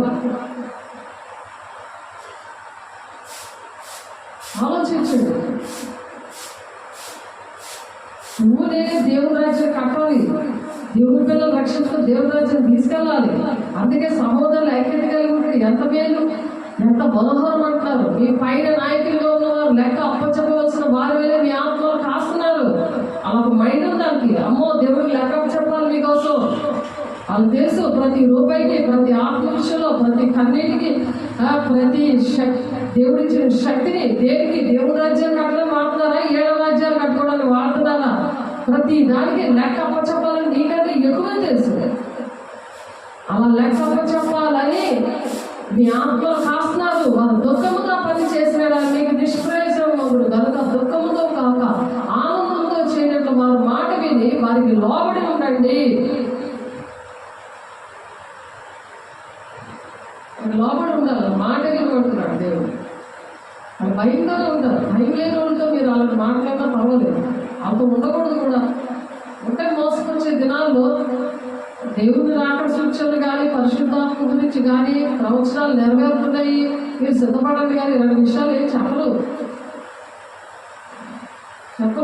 రహస్య రాకడ అయిపోతే పెళ్లికి వద్ద సంఘంగా వీళ్ళందరూ సిద్ధపడిపోతే అప్పుడు తర్వాత విడవబడ్డ గుంపులో ఉండిపోయినప్పుడు అప్పుడు బహిరంగ రాకడలో దేవుడు వస్తున్నప్పుడు అప్పుడు రొమ్ము కొట్టుకుంటుంటారు, ఇంకా నేను సిద్ధపడలేదని. అది ప్రకటన 1:17 ఉంటుంది. చాలాసార్లు ఈ మాటలు దేవుడు ఎందుకు చెప్పిస్తారంటే అది ప్రేమ. ఆ ప్రేమతో దేవుడు చెప్తున్నాడు. దేవుని బిడ్డ రోజు కూడా ఈ మాటలు నేర్చుకుంటే అవన్నీ గుండెల్లో నువ్వు నింపుకుంటే నువ్వు నిలబడతావు. నువ్వు దేవుడి రాజ్యానికి అత్తబడే గుంపులో ఉంటావు. రహస్య రాకడలో దేవుడి రాజ్యానికి రాగలవు. నీ కుటుంబాలు కూడా తీసుకురాగలవు, దేశాన్ని కూడా తీసుకెళ్ళగలవు, సార్వత్రిక సంఘాలు కూడా తీసుకెళ్ళగలవు. దేవుని లెక్క అప్పచెప్పడానికి అక్కడ ఏమి ఉండదు. బలా నమ్మకమైన మంచి దాసురాలా అని చెప్పి దేవుడు ఆ కిరీటం అంట ఆ దేశంలో కిరీటి మందని రత్నములే ఉన్నారు కనుక కాపరి తన మందను రక్షించినట్లు వారి దేవుడైన యెహోవా ఆ దినంలో వారిని రక్షిస్తాడు. అంతవరకు రక్షణ మనకు లేదు, ఆ దినంలో రక్షిస్తాడంట. అది 16వ వచనంలో ఈ మాటలు దేవుడు మాట్లాడారు నాతో. కాబట్టి అలాగే సిద్ధపడకపోతే ఆ బహిరంగ రాకల్లో మరి విడవబడిన గుంపు సాతానుడి చేతిలో నలిగిపోయి చిరిగిపోయి కరువు ఖడ్గము హింస అవన్నీ కూడా భరించుకుంటూ అయ్యో వినలేదే మేము విడవబడ్డాం మాకు చెప్పి మా కోసం ఏడ్చి మొత్తుకొని చెప్తున్న వాళ్ళందరూ వెళ్ళిపోయారే, మా సేవకులు వెళ్ళిపోయారు, మా సంఘం వెళ్ళిపోయింది, నేను వెళ్ళిపోయాను, నా కుటుంబంలో మరి దేవుని బిడ్డగా ఉంది మరి చెప్తుంటే నేను వినలేదే అని రమ్ము పట్టుకుంటారట. అది బహిరంగ రాకడలో 7 ఏళ్ళ బిందులో ఉంటారు వీళ్ళు ఎత్తబడిన సంఘము. 32, 33 వచనాలు ఉంటాయి. ద్వారం దగ్గరే ఉన్నాను, 24 వచనాలు ద్వారం దగ్గరే ఉన్నాడు. మరి ఆయన ఒక అడిగేయడానికి ఎంత టైం ఉంది? రాకడ సూచన జరిగిపోతుంటే అది ఎంతకాలమైనా అవ్వచ్చు, కానీ సిద్ధపడమంటున్నాడు దేవుడు. అది తెలియదు మనకి. సూచన జరుగుతుంటేనే మనకు తెలుస్తూ ఉంటుంది. అన్ని సూచనలు అయిపోతుంటే మరి వచ్చేస్తాడని మనం సిద్ధపడాలి కదా. నిర్లక్ష్యంగా ఉంటామా? ఇదిగో ఆయన మేఘవారిదే వచ్చుచున్నాడు, ప్రతి నేత్రం ఆయన చూచును, ఆయన పొడిచిన వారిని చూచెదరు, భూజనులు అందరూ ఆయన చూచి రొమ్ము కొట్టుకుంటారు. కొద్దిమంది వెళ్ళిపోతారు కదా, భయపడద్దు అంటాడు కదా, కలవరపడద్దు. ఇవన్నీ అంతమకి ప్రారంభమవుతుంది. దేవుడు రాకడికి ప్రారంభం. ఈ ప్రపంచంతో అంతమైపోవడానికి ఈ భూలోకము వ్యాలిడిటీ అయిపోయింది. అన్నిటికీ వ్యాలిడిటీ ఉంది కదా. మనం కొనుక్కున్న వస్తువులన్నిటికీ ఇన్ని సంవత్సరాలు పనిచేస్తుంది, ఇన్ని సంవత్సరాలు గ్యారంటీ వారంటీ అని చెప్తారు కదా. మరి ఆనాడిది అయిపోతుంది, అంతంకి ప్రారంభం అన్నారు కదా. మరి ఆ ప్రారంభ దినాల్లోని అంతం జరగడానికి ఆ రాకడ సూచనలన్నీ ప్రారంభమైపోయి ఇప్పటికైనా మనం చూస్తున్నాం కదా, మీడియాలో చూస్తున్నాము, వింటున్నాం, ప్రార్థన చేస్తున్నాం. దేవా వాళ్ళని రక్షించయ్యా, వాళ్ళకి మార్మల్స్ దయచేయ్యా. ఎందుకు? దేవుడి మాటలు వినడానికి వాళ్ళ మనోవేతలు తెరవండి అయ్యా అని మనం కన్నీరు కాచాలి. వాళ్ళకి వాక్యం తెలుసుకొని వాళ్ళకి చెప్పగలిగి ఉండాలి. వాక్యం వినాలి, వాక్యం పట్టుకొని ప్రార్థన చేయాలి. ఇదిగో ఆయన మేఘాలుడే వచ్చుచున్నాడు, ప్రతి నేత్రం ఆయన చూస్తుందట. ప్రతి నేత్రం ఆయన పొడిచిన వారిని చూస్తారు, భూజనులు అందరూ ఆయన చూస్తారు. కొద్దిమంది వెళ్ళిపోతారు, భూజనులు అందరూ విడిచిపెట్టబడతారు. విశాల మార్గంలో ప్రవేశించే వారు, ఇరుకు మార్గంలో ప్రవేశించిన వారు వెళ్ళిపోతారు. మరి విశాల మార్గం అనే లోకంలో బ్రతికేవారు, లోకం దేవుడు అన్ని ఒకటే అన్నట్టు ఉన్నవాళ్ళు వెళ్ళిపోతారు. మనుషులు సంతోష పెట్టేవారు ఉండిపోతారు, దేవుని సంతోష పెట్టిన వాళ్ళు వెళ్ళిపోతారు. భూజనులందరూ ఆయన చూచి రొమ్ము కొట్టుకుందరు, అవును ఆమేన్, అల్ఫా ఒమేగా నేనే, వర్తమాన భూత భవిష్యత్ కాలంలో ఉండేవాడును నేనే అని సర్వాధికారి దేవుడు ప్రభు సెలవిస్తున్నాడు ఈ మాటలు. కాబట్టి రాత్రి నాతో జకరియా 9వ అధ్యాయము 12వ వచనం 16వ వచనంలో మరొకసారి చదువుతున్నాను. చూడండి, యెహోవా వారికి పైగా ప్రత్యక్షమగును, ఆయన బాణం 12వ వచనం. బంధకములో పడి ఉండి నిరీక్షణ గలవారా, బంధకంలో పడి ఉంది ఇక్కడ. మనకు ఎన్నో బంధకాలు ఉన్నాయి ఇంట్లోని, సంఘంలో, దేశంలో, కానీ నిరీక్షణ ఉంది. దేవుడు వస్తాడు, ఈ బంధకాలను మమ్మల్ని విడిపించి తీసుకెళ్తాడు, ఈ శ్రమల నుండి మమ్మల్ని విడిపించి తీసుకెళ్తాడు. ఎంత వేగ దేవుడు వస్తే మంచిదో అని ఎదురు చూపులు చూస్తూ దేవుని బిడ్డల కోసం, మార్మల్స్ కోసం, కన్నీటి కోసం, పిల్లల ప్రజలకు శ్రమ, సువార్త ప్రకటించబోతే శ్రమ, అలాంటి వారి కోసం ప్రార్థన చేసినప్పుడు దేవుడు ఆ బిడ్డను పంపించాడు. దేవుడు ఆ బిడ్డను చూపించాడు. సాధు సందర్శించడంతో కళలో వెళ్ళిపోతున్నట్టు చూపించాడు దేవుడు. అలా 2-3 సార్లు అతను పంజాబ్ వెళ్ళాడు. ఇప్పుడు కూడా దేవుడు తీసుకెళ్ళాడు. అతను చాలా బంధకాల్లో ఉన్నాడు. అటువంటి బిడ్డని ఎంత అద్భుతకరంగా, దేవా ఉంచుతావా ఈ బంధకాల మాత్రం, లేకపోతే తీసేస్తావా అని ప్రార్థన చేస్తాడు దేవుడు. ఇద్దరిని ఒకడు నోరు ఎత్తకుండా చేశాడు, ఇంకొక అతన్ని మరి ఆ బంధకాల్లో పడి ఉండి నిరీక్షణ కలిగి, దేవా నువ్వు ఉంటే చాలు, నీ మాట వింటాం, మాకు ఆటంకాలు వద్దయ్యా అని మేము ప్రార్థన చేశాము. దేవుడు చేసిన కార్యం అది. సాక్షుడు దేవుడు ఇంకో వాక్యం ద్వారా సూటిగా మాట్లాడాడు రాత్రి. ఎంత అద్భుత కార్యమో తెలుసా. వేసే శరీరం రక్తం ఇచ్చి ప్రార్థన చేసి పంపించారు. కాలు కొట్టుకొని క్షమించు నన్ను అడిగాడు. యెషయా 50 చూడండి, యెషయా 60 మీతో అంటే అవి ఏంటంటే వాక్యం వింటేనే మీరు బలపడతారు. అందుకని వాక్యము మాట్లాడుతున్నాను. చూడండి, యెషయా నాకు ఇచ్చిన వాగ్దానం.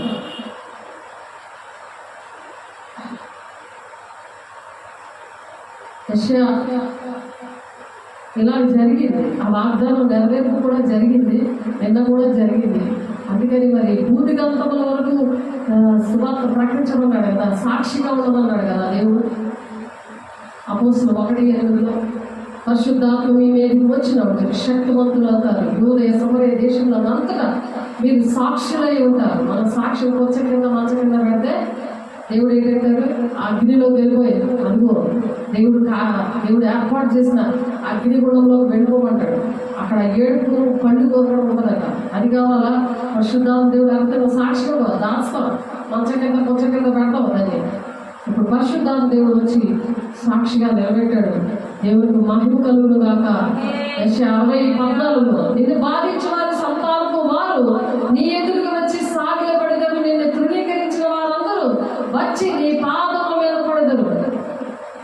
ఇక్కడ బలిపీఠం దగ్గరికి వచ్చి పాదముల మీద పడతా నేను కౌగులించుకున్నాను ఆమె పరిస్థితి ఎందాక చెప్పాను. ఇప్పుడు ఇంకొక అతను అలాగే నేను బాధ పెట్టాను, అతనే బాధ పెట్టాడు. మరి కాలు పట్టుకొని మరి మీ పాదముల పడేదని అన్నారు కదా. ఎందుకు చెప్తున్నాడు ఇక్కడ? యెషయా ఎందుకు ప్రవచనం చెప్పాడు? అది నెరవేర్పు జరుగుతుంది మన జీవితంలో. మనం ఎప్పుడైతే నిరీక్షణ కలిగి బంధములో పడి ఉండి నిరీక్షణ గల వాళ్ళారా దేవుని బిడ్డ లేదా నువ్వు బాధపడుతున్నావా, ఈ సాక్ష్యం నేను బలపరచడానికే దేవుడు దీపం మీద మరి దీప స్తంభం మీద పెట్టమంటాడు. ఆమె కూడా చెప్పారు, సెంటర్లో దీప స్తంభం మీద పెట్టమని చెప్పాడు. అది వినకుండా ఈ విజయనాలు వదిలి మరి మధురపడతారు. ఎవ్వరికీ చెప్పలేదు. మళ్ళీ మరణం ఏర్పడి చేసింది ఆ కుటుంబంలో. మరి ఇక్కడ చెయ్యి ఇరిగిపోయి ఇక్కడ ప్లేట్ వేశారు. మరి చాలా కీడికలు, ఇంట్లో ఒక సింహం ఉన్నట్టు చూపించారు, పాము ఉన్నట్టు చూపించారు. ఇంట్లో బారకెళ్ళ పాము, రూమ్లో బంద్ చేశారు ఒక భయంకరమైన సింహం. మరి చెల్లి చనిపోతుందని చూపించారు. చెప్పకుండా వెళ్ళిపోయారు. అన్ని మేళ్ళు పొందుకొని 53 లక్షల ఇల్లు కొనుక్కొని ఆల్రెడీ 38 లక్షల ఇల్లు ఉన్నది ఊర్లో. అది విడుదల వచ్చేసింది. అదంతా చక్కగా సొంతంగా అయిపోయింది. కారు కొనుక్కొని దేవుడి సేవకు వాడతామని చెప్పి ఒక్క కృతజ్ఞత మీటింగ్ లేదు, సంఘానికి కృతజ్ఞత లేదు. దేవుడికి లేనప్పుడు సంఘంకి ఏముంటుంది, సేవకులకి ఏముంటుంది? అదంతా క్రమం కాదు కదా, అదంతా అక్రమమే కదా. అది దేవుని దగ్గర ఒప్పుకోవాలి, దేవుని అభిషేకం పొందుకోవాలి, దేవుడు ఇచ్చిన పని. మరి ఇప్పుడు దేవుడు మంచి ఒకరికి బాప్తిస్మే ఇప్పించినట్టు ఒక ఆమె మరణంలో ఉంటే ఆమెను విడిపించడానికి, ఆమెకు సువార్త చెప్పడానికి 2 విషయాలు దేవుడు మాట్లాడారు. ఆ పని చేస్తే వేద అడుగుతున్నావు, నీ పరలోకం తెలుస్తుంది, నేను చేస్తాను అంటుంటే వినట్లే. అందుకని ప్రతి దినం కూడా అభిషేకం పొందుకోవాలి, దేవుడితో సహవాసం చేయాలి, మనుషులతో సహవాసం కాదు. సాతాను ఏంటంటే బిజీ పెట్టేస్తాడు దేవుడితో గడపకుండా. నువ్వు ఎంత బిజీగా ఉన్నా సరే మనుషులకి దేవుడితో బిజీగా ఉండాలి, మనుషులతో కాదు. దేవుడు బిడ్డ, నేను అది నేర్చుకున్నాను. అది నేర్చుకున్నప్పుడే దేవుడు నాకు సాక్ష్యం ఇస్తున్నాడు. దేవుడు పాదాలు పడుతుంది, దేవుడితో మరి బిజీగా ఉండాలి. మనం మనుషులతో బిజీగా ఉండడం కాదు, మన రాజ్యం కట్టడానికి బిజీగా కాదు, దేవుని రాజ్యం కట్టడానికి మనం బిజీగా ఉండాలి. ఆమేన్. అలా బిజీగా ఉన్నప్పుడు బంధకములలో పడి ఉండి ఇవి నిరీక్షణ గలవారు అలా మీ కోటను మరలా ప్రవేశించుడు, 2 మీకు మేలు చేసేదనని నేను మీకు తిరిగి తెలుసుకున్నాను. నేను మీకు తెలియజేశాను. 2 మేలు దేవుడు చేస్తాడంట. అది నిరీక్షణ, విశ్వాసం అంటే అది. నువ్వు చేస్తానని నమ్ముతారు. ఒక ఆమె తండ్రి, కుమారు, పరిశుద్ధాత్మ దేవుడు ఎవరు? అసలు తండ్రి ఎవరు? పరిశుద్ధాత్మ దేవుడు ఎవరు? ఆ కుటుంబంలోనే అసలు దేవుడిని ఎవరు చూడలేదు కదా. యేసయ్యని చూశారని ఎప్పుడు అనుకుంటారు, ఏంటి అని అడుగుతారు. ఆమె నేను చనిపోతే నన్ను ఎక్కడ పాతి పెడతారు? ఆ పాతి పెట్టిన వాళ్ళకి నా దేవుడి డబ్బులు అన్నీ కూడా నేను దాచించాను, ఆడకే ఇస్తాను. పెంచిన వాళ్ళు చెప్పండి, ఒకరు పెంచుతున్నారు. యేసు శరీరం ఇచ్చి, వాక్యం ఇచ్చి, పరిశుద్ధాత్మని ఇలా పొందుకోవాలని అంత క్లారిటీగా పొందుకొని చూపించి అన్నీ కూడా చెప్తుంటే ఇవి క్వశ్చన్లు. అంటే చనిపోతే మనం చూస్తామా? మన ఆత్మ దేవుని రాజ్యానికి వెళ్ళిపోతుంది కదా. ఈ బాడీని ఎక్కడ బాధ పెడితే ఏంటి, నేను బాధ్యత వహిస్తానని చెప్తున్నా సరే అర్థం కావట్లేదు. మా ఇంట్లో మన ఊర్లో ఉన్నారు, విజయనగరంలో మేము డబ్బులు ఇచ్చేసాం. వాళ్ళకి ముందుగా చనిపోక ముందే ఆ సమాజం కోసం డబ్బులు ఇచ్చేసారట. చూడండి బేరాలు ఎలా ఉన్నాయో. నేను బాధ్యత వహిస్తాను అంటే నమ్మట్లే. అదే వీళ్ళ కళ్ళు నుండి చూడరట, చెవులుండి వినరట. వీళ్ళ హృదయ ప్రవృత్తి దేంతో? ధనంతో.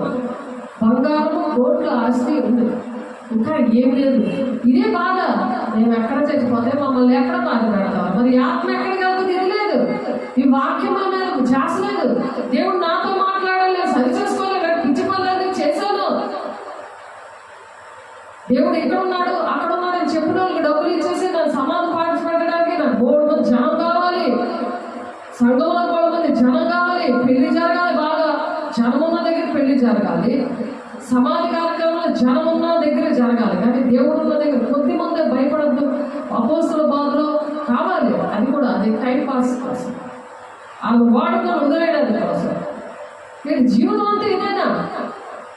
దేవుడు ఎంత గాయపడుతున్నాడు. నువ్వు బాహటంగా ఆయన ఎన్నిసార్లు సిలువ వేసి ఆయన గాయంలో రేపుతున్నావు ఒకసారి ఆలోచించు. దేవుని బిడ్డ బంధకములో పడి ఉండి నిరీక్షణ గలవారా లానా అని పిలుస్తున్నాడు. మీ కోటను మరలా ప్రవేశించండి, రండి మళ్ళా మీరు ప్రవేశించండి. మీ కోటకి రాజ్యం ఇది, దేవుని రాజ్యంలో ప్రవేశించండి. దేవుని సన్నిధి ఎక్కడుందో అది దేవుని రాజ్యం అని చెప్తున్నారు. లూకాసు వార్త 10:20లో, లూకాసు వార్త 11:20లో చెప్తున్నారు. దేవుని రాజ్యం మీ మధ్యనే ఉంది అంటున్నాడు. మీ కోటలో ప్రవేశించండి, రెండంతలుగా మీకు మేలు చేసేదనని నేడు నేను మీకు తెలియచేస్తున్నాను అంటున్నాడు. రెండంతలు మేలు, మనకి రెండంతల మేలు. దేవుని మాట వింటే, వినకుండా నీ స్వబుద్ధి మీద ఆధారపడకుండా పూర్ణ ప్రవర్తన అంతర్యాన్ని యెహోవా అధికారానికి ఒప్పుకో. సామెతలు 3:3, 5, 6, 7 అలా దేవుడికి ఒప్పుకొని నాకు కలిగిందంతా నీది ప్రభా, సమస్తము నీకు అర్పిస్తున్నానయ్యా, నీకు ఇష్టంగా నేను బ్రతుకుతానయ్యా, నా జీవితం నీకు అంకితం, నా బిడ్డలు నీకు అంకితం, నాకు కలిగిందంతా నీకు అంకితం అంటే నీకు సేఫ్గా ఉంటావు, దేవుని రాజ్యానికి వెళ్తావు. ఈ భయంకరమైన దినాలు ఇప్పటికే మాట విను అని దేవుడు మాట్లాడుతున్నారు. 12వ వచనంలో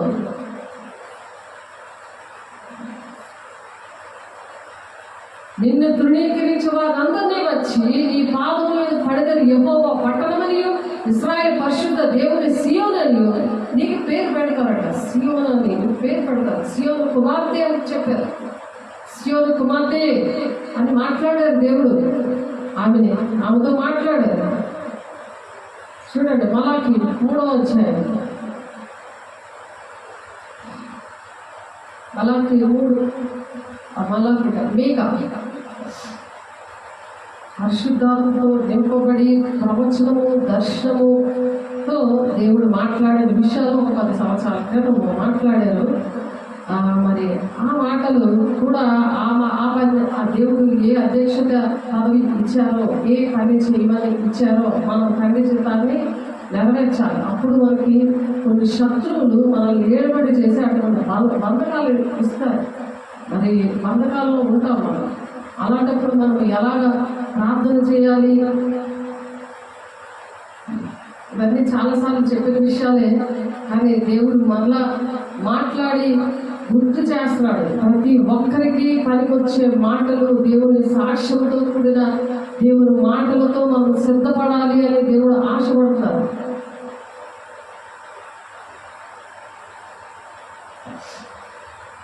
సీయోను కుమార్తె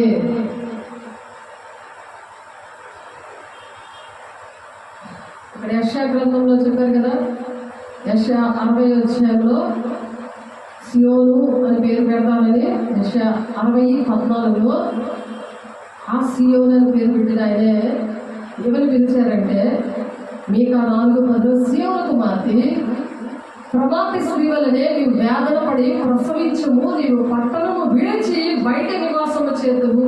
అలాగే తను చాలాసార్లు పట్టణం విడిచి అరుగుగాలిలో మరి ట్రాన్స్ఫర్ మళ్ళీ ఏడుస్తే మళ్ళీ ఇక్కడ భీమిల్లో వచ్చింది. పట్టణం విడిచి బయట నివాసం చేస్తామంటే అలాగే అది చెప్పినట్టే జరిగింది. అది చెప్పింది కూడా అలాగే జరిగింది. ఇది ప్రవచనం అక్కడ నెరవేర్పు జరిగింది. అప్పుడైనా వినాలి కదా, దేవుడు సేవకులు కన్నీరు విరిచి నాతో మాట్లాడుతున్నాడు, వినాలి. అప్పుడే నేను అనుకున్నవి జరుగుతాయి. నా కుమారుడి విషయంలో దేవుడు సహాయం చేస్తాడు, పెళ్ళికి వచ్చాడు, ఉద్యోగము మ్యారేజ్ కావాలి అని ఆశ. శరీర సంబంధమైనది, అది ఆత్మ సంబంధమైనది. ఎప్పుడైతే దేవుడు మాట వింటే శరీర సంబంధమైన నెరవేర్చబడతాయని యోహాను రాసిన యోహాను సువార్తలో ఉంది. చూడండి, యోహాను సువార్త చెప్తున్నారు. యోహాను సువార్త 15వ అధ్యాయము 16వ వచనం. మీరు నన్ను ఏర్పరచుకోలేదు, మీరు నా పేరట తండ్రిని ఏమి అడుగుతుందో అది ఆయన మీకు అనుగ్రహించినట్లు మీరు వెళ్ళి ఫలించుటకును మీ ఫలము నిలిచి ఉండటకును నేను మిమ్మల్ని ఏర్పాటు చేసుకుని నియమించాను అని చెప్తాడు. నియమించి ఇగో ఈ పని చేయమంటాడు.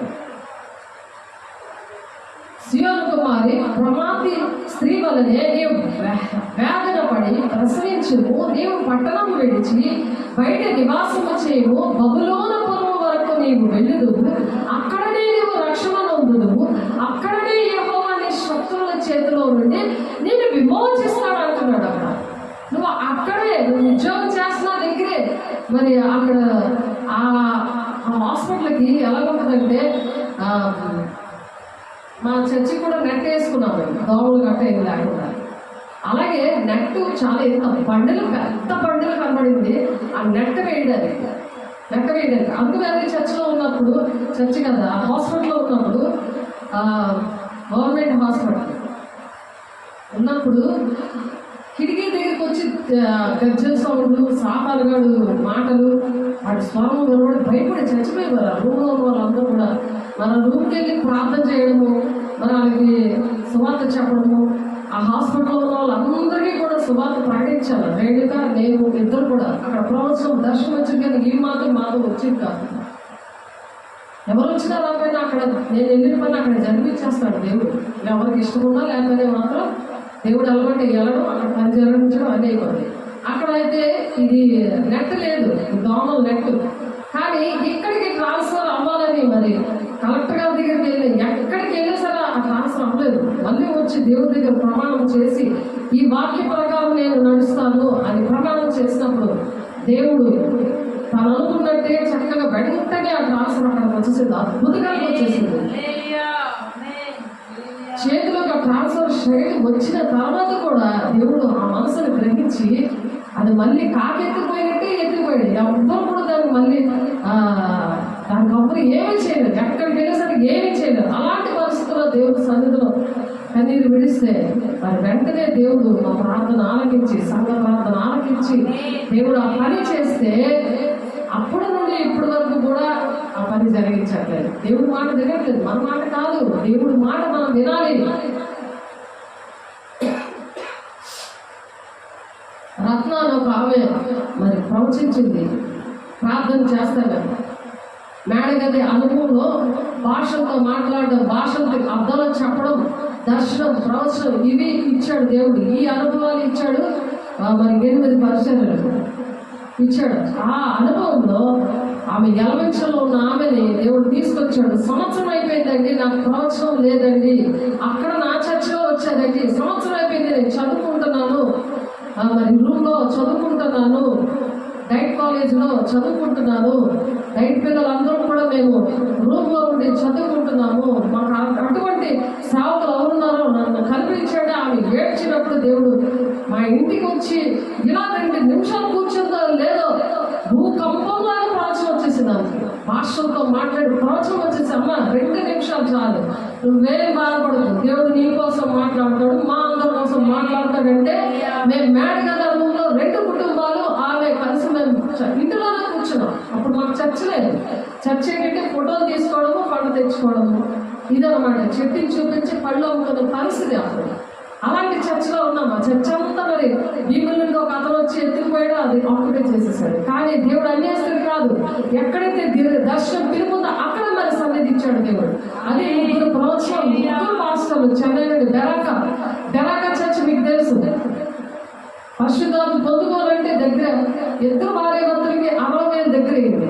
60,000 పరిశుద్ధాత్మ పొందుకోవడానికి ఇక్కడ ఫ్రీగా దేవుడు మరి ప్రార్థన చేస్తే చాలు. ఉపవాసం లేకుండా కూడా అందరూ అన్య భాషలు మాట్లాడడం. అపోస్తులు 2:17 ప్రకారం యోగేల్ గారు ప్రవచించారు కదా 2:28లో. అది అపోస్తులు 2:17 ప్రకారం యవ్వనులు దర్శనాలు చూశారు, వృద్ధులు కలలు కన్నారు, మా కుమారులు మా కుమార్తెలు ప్రవచించారు, సేవకుల మీద సేవకుల మీద దేవునాత్మ కుమ్మరించాడు దేవుడు. అలాగే దేవుడు ఆ ప్రవచనము ఆ పరిస్థితిలో ఉన్నప్పుడు దేవుడు జగనుడు పిల్లల్ని మరి ఇంకొక మరి ఈమెని మరి మా కుటుంబం అందరూ కూడా మా పిల్లలు కూర్చొని, మా ఫ్యామిలీ కూర్చొని మేము ప్రార్థన చేస్తున్నప్పుడు మాట్లాడాడు ఈ మాట, సీయోను కుమార్తె ప్రసూతి స్త్రీ వలనే నువ్వు వేదనపడి ప్రసవించుము, నీవు పట్టణము విడిచి బయట వాసము చేతువు, బబులోను పురం వరకు నీ వెళ్ళుదువు, అక్కడనే నీవు రక్షణ నందుదువు, అక్కడనే యెహోవా నీ శత్రుల చేతుల నుండి నిన్ను విమోచిస్తాడని అంటుంటే, ఇప్పుడు నేను కాదు కదా విమోచించింది, నేను కాదు కదా ఆమె శరీర కోరికలని తీర్చేది, దేవుడి కోసం సియోను కుమారి అంటే ప్రార్థన వరము ఆమెకి ఇచ్చాడు దేవుడు. ఆ వరము, ఆ ఫలాలు అన్ని ఇలాగా మా బస్సులో వెళ్తే ఇలాగే ఎంత గంపతో ఫలాలు ఇవన్నీ కూడా అలా పారేసినట్టు వచ్చింది. పారేస్తుంది, ఆ వరాలన్నీ పాడు చేస్తుంది. ఇష్టం వచ్చిన లోకం దగ్గర తిరిగిపోయి ఆ సెల్ ఫోన్లో చూసుకొని ఆ పేర్లు చెప్పడానికి అవ్వదు. దేవుని బిడ్డ మంచి దినాలు ఉన్నాం, మంచి దినాలు ఉన్నాం. దేవుని బిడ్డ మొదటి యోహాను 1వ అధ్యాయంలో చెప్తున్నారు ఆ మాట. మంచి దినాలు ఉన్నాం, పరీక్షించుకోండి ఏ ఆత్మ నడిపిస్తుందో మిమ్మల్ని, ఏ ఆత్మ మిమ్మల్ని నడిపిస్తుందో. ప్రియులారా, అనేక అబద్ధ ప్రవక్తలు లోకములో బయలుదేరి ఉన్నారు కనుక ప్రతి ఆత్మను నమ్మక ఆయా ఆత్మ దేవుని సంబంధమో కావో పరీక్షించుకోమంటాడు. అందుకే దేవుడు బ్రతుకులాడి చెప్తాడు. అవి ఏ ఆత్మను మనలో కూడా ఇప్పుడు ఏర్పాట్లో ఉన్న వాళ్ళలో కూడా మోసపరిచేస్తాడట. అందుకని మనం దేవుడు రోజు అగ్నిలో పడాలి, దేవుని అభిషేకం పొందుకోవాలి, దేవుని కన్నీటితో ఆయన పాదాలు కడగాలి, కృపా సింహాసనం దగ్గర విమర్శించుకుంటూ వేసే శరీరం రక్తం తీసుకోండి అని మరి వాక్యం అందుకే చదివాలి. మొదటి కొరికి 11వ అధ్యాయం లాస్ట్ వచనాల్లో అప్పుడు మరణాన్ని ప్రచం చేయండి అని 11:26 చెప్తుంది. వేసే శరీరం రక్తం తీసుకొని మీరు మరణాన్ని ప్రచం చేసేందుకు నన్ను జ్ఞాపకం చేసుకోవడానికే దీన్ని చెయ్యండి అంటున్నారు.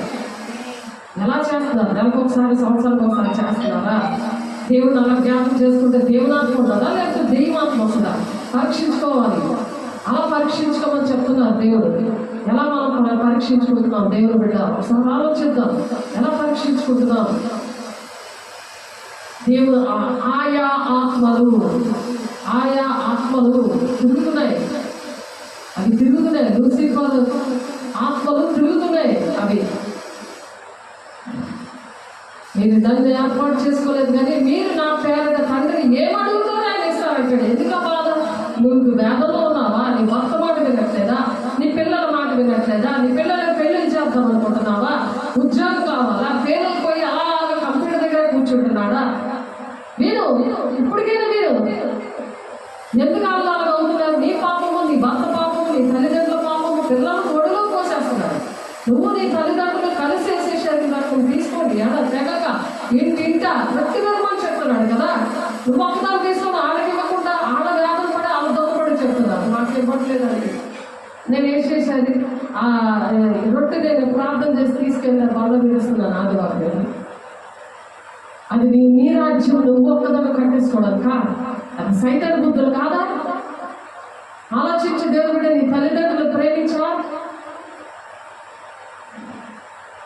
వాళ్ళ మీద అధికారం చూపించి, సేవకుల మీద అధికారం చూపించి దేవుని బిడ్డ ఒకసారి ఆలోచించు. ఆ ఫలాలు ఫలించమంటున్నాడు ఇక్కడ. మీరు నా పేరుకి తండ్రిని ఏమి అడుగుతుందో ఆయన మీకు అనుగ్రహించినట్లు. నువ్వు అడిగేస్తున్నావు అంతేగాని ఇవన్నీ చేయట్లేదు. అనుగ్రహించినట్లు ఏం చేయమంటున్నారు? మీరు వెళ్ళి ఫలించుటకును మీ ఫలము నిలిచేటకును నేను మిమ్మల్ని ఏర్పాటు చేసుకుని నేను నియమించాను. దేవుడు ఇచ్చిన ఉద్యోగము అది మాత్రం నీకు ప్రీతికరం అయిపోయింది కానీ దేవుడు ఆత్మీయంగా ఇచ్చిన ఉద్యోగం నీకు ఎందుకు నచ్చట్లేదు? అది నీకు నియమించాడు, నేను నియమించాడు. నేను చేయకూడదు, అది నేను ప్రార్థన చేస్తేనే నేను నియమించాడు. దాన్ని బట్టి సాకులు గౌరవించాలి, మాట వినాలి. నువ్వు వాళ్ళకి నీ తల్లిదండ్రులకి రివర్స్ బాల్ చేయకూడదు, తిరుగుబాటు చేయకూడదు. ఖడ్గం పాలవుతారనుంది వాక్యం. యెషయా 1:15 దిద్దుబాటు మీకు అసహ్యం కదా, మీరు దొంగలతో ఏకీపిస్తారు, వ్యభిచారంతో సాంగత్యం చేస్తారు, ఇటు పనులు చేసి నేను మౌనంగా ఉన్నాను అంటున్నాడు ఆయన. యెషయా 1:15 చూస్తే ఆ మాటలు ఉన్నాయి చూడండి. చాలా సార్లు ఆయన మీరు బహుగా ప్రార్థన చేసిన వినను అంటున్నాడు ఆయన. ఇవే కడుక్కోమంటున్నాడు ఆయన. ఆధ్యాత్మిక క్రమమే పాపం. నేను దేవుని నమ్ముకున్నానులే, ప్రార్థన చేస్తున్నానులే, నేను కన్నీటితో దేవుని దగ్గర అడుగుతున్నానులే, దేవుడు నా ఇంత మీద మీ ఎంత మాట్లాడుతూ మీరు ఏది అడుగుతా ఇస్తానంటాడు. ఆయన ఎంత లేకుండా సాధారణతో ఉంటూ నువ్వు అడిగితే ఎలా వస్తాయి? మీరు చేయండి అంటే ఎంతగానో చేస్తాం. ఇచ్చాడు కదా, మొత్తం అంతా ఇచ్చేసాడు. ఊహించలేని వాటికంటే అత్యధికంగా దేవుడు దీవించేశాడు. ఆర్థికంగా, శారీరకంగా, ఆత్మికంగా. రావటము ఇక్కడ వాటి ద్వారా సూటిగా మాట్లాడుతున్నా సరే వినకపోతే ఎలాగ దేవుని బిడ్డ ఖడ్గపాలు అవుతారు అంటున్నాడు ఆయన. మరణం ఏర్పాటు చేయకుండా అవన్నీ ఆఫ్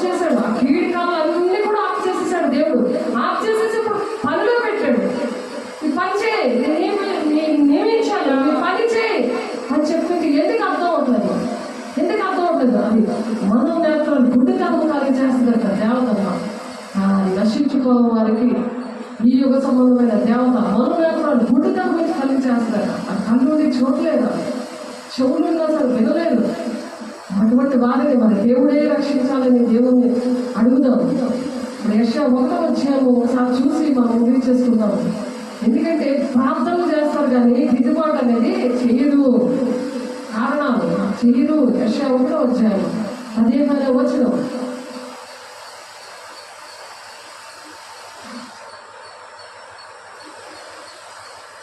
దేవుడు పదవి చెప్తాడు, ప్రార్థనగా మీరు మీ చేతులు చాపినప్పుడు మిమ్మల్ని చూడక నా కళ్ళు కప్పుకుందును. మీరు బహుగా ప్రార్థన చేసినాను, నేను వినను. మీ చేతుల రక్తముతో నిండి మిమ్మల్ని కడుక్కొనడి, శుద్ధి చేసుకోండి. మీ దృష్టిలో నాకు కనబడకుండా వాటిని తొలగింపుడి. కీడు చేయటం మానుడి, మేలు చేయటం నేర్చుకొనడి. న్యాయం జాగ్రత్తగా విచారించండి, హింసించబడి వారిని విడిపించండి. తండ్రి లేని వారికి న్యాయం తీర్చండి, విధవరాల పక్షంగా వాదించుడి. యెహోవా ఈ మాట సెలవిచ్చుచున్నాడు, రండి మనం వివాదం తీర్చుకుందాము. మీ పాపంలో రక్తం వల్ల ఎర్రమైన హిమం వల్ల నేను తెల్లగా చేస్తాను, కెంపు వల్ల ఎర్రమైన అవి నేను గొర్రెబొచ్చు వల్ల తెల్లగా చేస్తాను అంటున్నాడు. మీరు సమ్మతించి నా మాట వినేలా మీరు భూమి యొక్క మంచి పదార్థాలు అనుభవిస్తారంటున్నాడు. నువ్వు మాట వింటే ఎక్కడ సునామీ వచ్చినా, ఎక్కడ ఏది జరిగినా, భూకంపాలు వచ్చేసినా మనం ఎందుకు తెలుసా ఇలా ఉన్నాము? ఎందుకు అలా ఉన్నామంటే ప్రకటన 3వ అధ్యాయంలో ఉన్నది ఆ మాట. దేవుని వాక్యాన్ని లోపడితే శోధన కాలంలో నేను దాస్తాను, వాళ్ళ మీద యెరూషలేము పేరు నేను రాస్తాను అని ఉంటుంది అక్కడ ఆ వాక్యంలో. మీరు సమ్మతించిన మాట వింటే మీరు భూమి యొక్క మంచి పదార్థాలు అనుభవిస్తారు. నువ్వు పారేసావు కదా, ఎందుకు పారేసావు? నువ్వు వినలేదు కాబట్టి పారేసావు. వాళ్ళ గుర్తులేవు, నాకు గుర్తున్నాయి. ఎందుకంటే నేను బాధపడుతున్నాను కదా, వాళ్ళు బాధపడలేదు. పారేసింది దెయ్యం పారేస్తుంది, వాళ్ళకి ఏం గుర్తుంటాయి? అందుకని మళ్ళీ చెప్పడం జరుగుతుంది. మీరు సమ్మతించిన మాట వినేలా మీరు భూమి యొక్క మంచి పదార్థాలు అనుభవించుదురు. సమ్మతింపక తిరగబడిన నిక్షంగా మీరు ఖడ్గం పాలవుదురు. యెహోవా ఎలాగే సెలవిచ్చుచున్నాడు. యెహోవా దేవుడు సెలవిస్తున్నాడు, నేను కాదు ఇక్కడ. యెహోవా దేవుడు నిన్ను ఆశీర్వదిస్తున్నాడు, నేను కాదు ఇక్కడ. మీరు తప్పు చేసినా సరే నేను ప్రార్థన చేయొచ్చా? అలా చేయొచ్చా? దొంగలకు ఏకీపిస్తే నన్ను జీవి చేస్తే తప్పించాడు ఎవడు ఉన్నాడు నాకు? పర్లేదమ్మా, దీవించబడతాం, ఆశీర్వదించబడతాం అంటే నేను మరికట్టిన తీర్పు పొందుకుంటాను. మీకు ఇష్టమా? దేవుడికి ఇష్టం కాదే, నాకైతే ఇష్టం లేదు, మీకు ఇష్టమా? అలా నేను ప్రార్థన చేయాలా?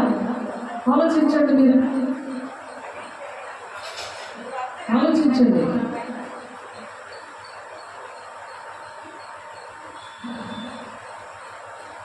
ఎప్పుడైతే దేవుడు మాట వింటారో మంచి పదార్థాలు అనుభవిస్తారట.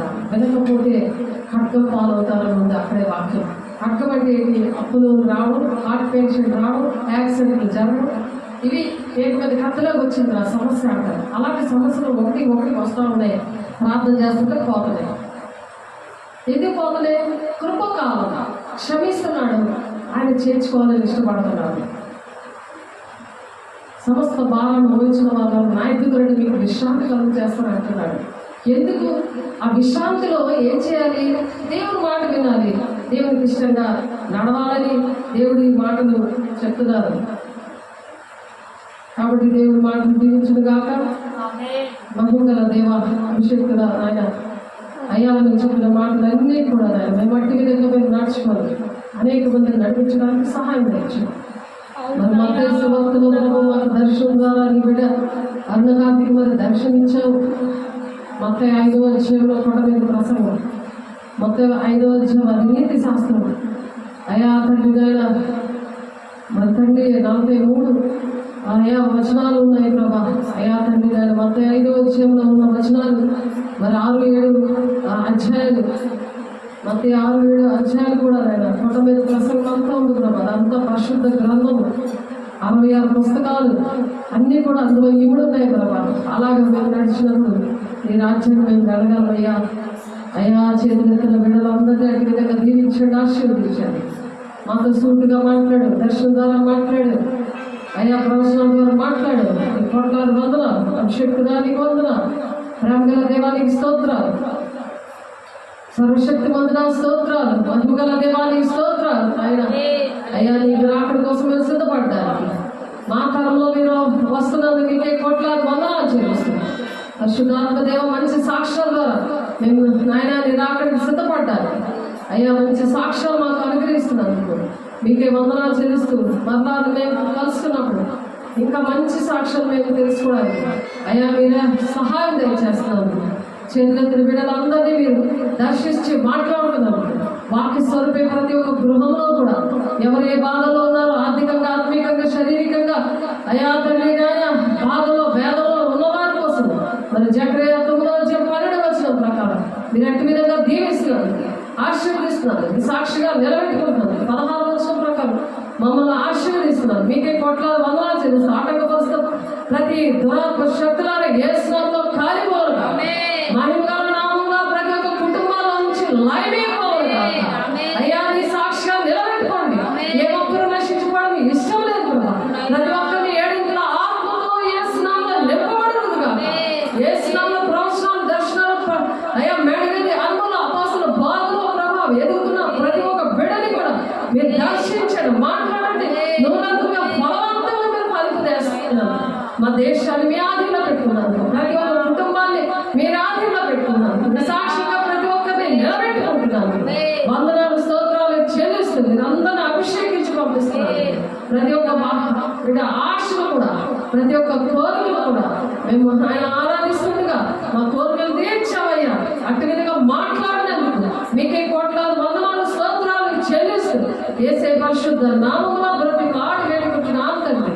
ఆమేన్. తండ్రి యొక్క దీవెన, కుమారుని యొక్క కృప, పరిశుద్ధాత్మ యొక్క నిత్య సహవాసం చేతులెత్తిన ప్రతి ఒక్క బిడ్డలకి సదాకాలం తోడై నడిపించింది గాక. ఆమేన్. దేవుడికి వందనాలు. God bless you. దేవుడు మిమ్మల్ని దీవించి ఆశీర్వదించును గాక. ఆమేన్.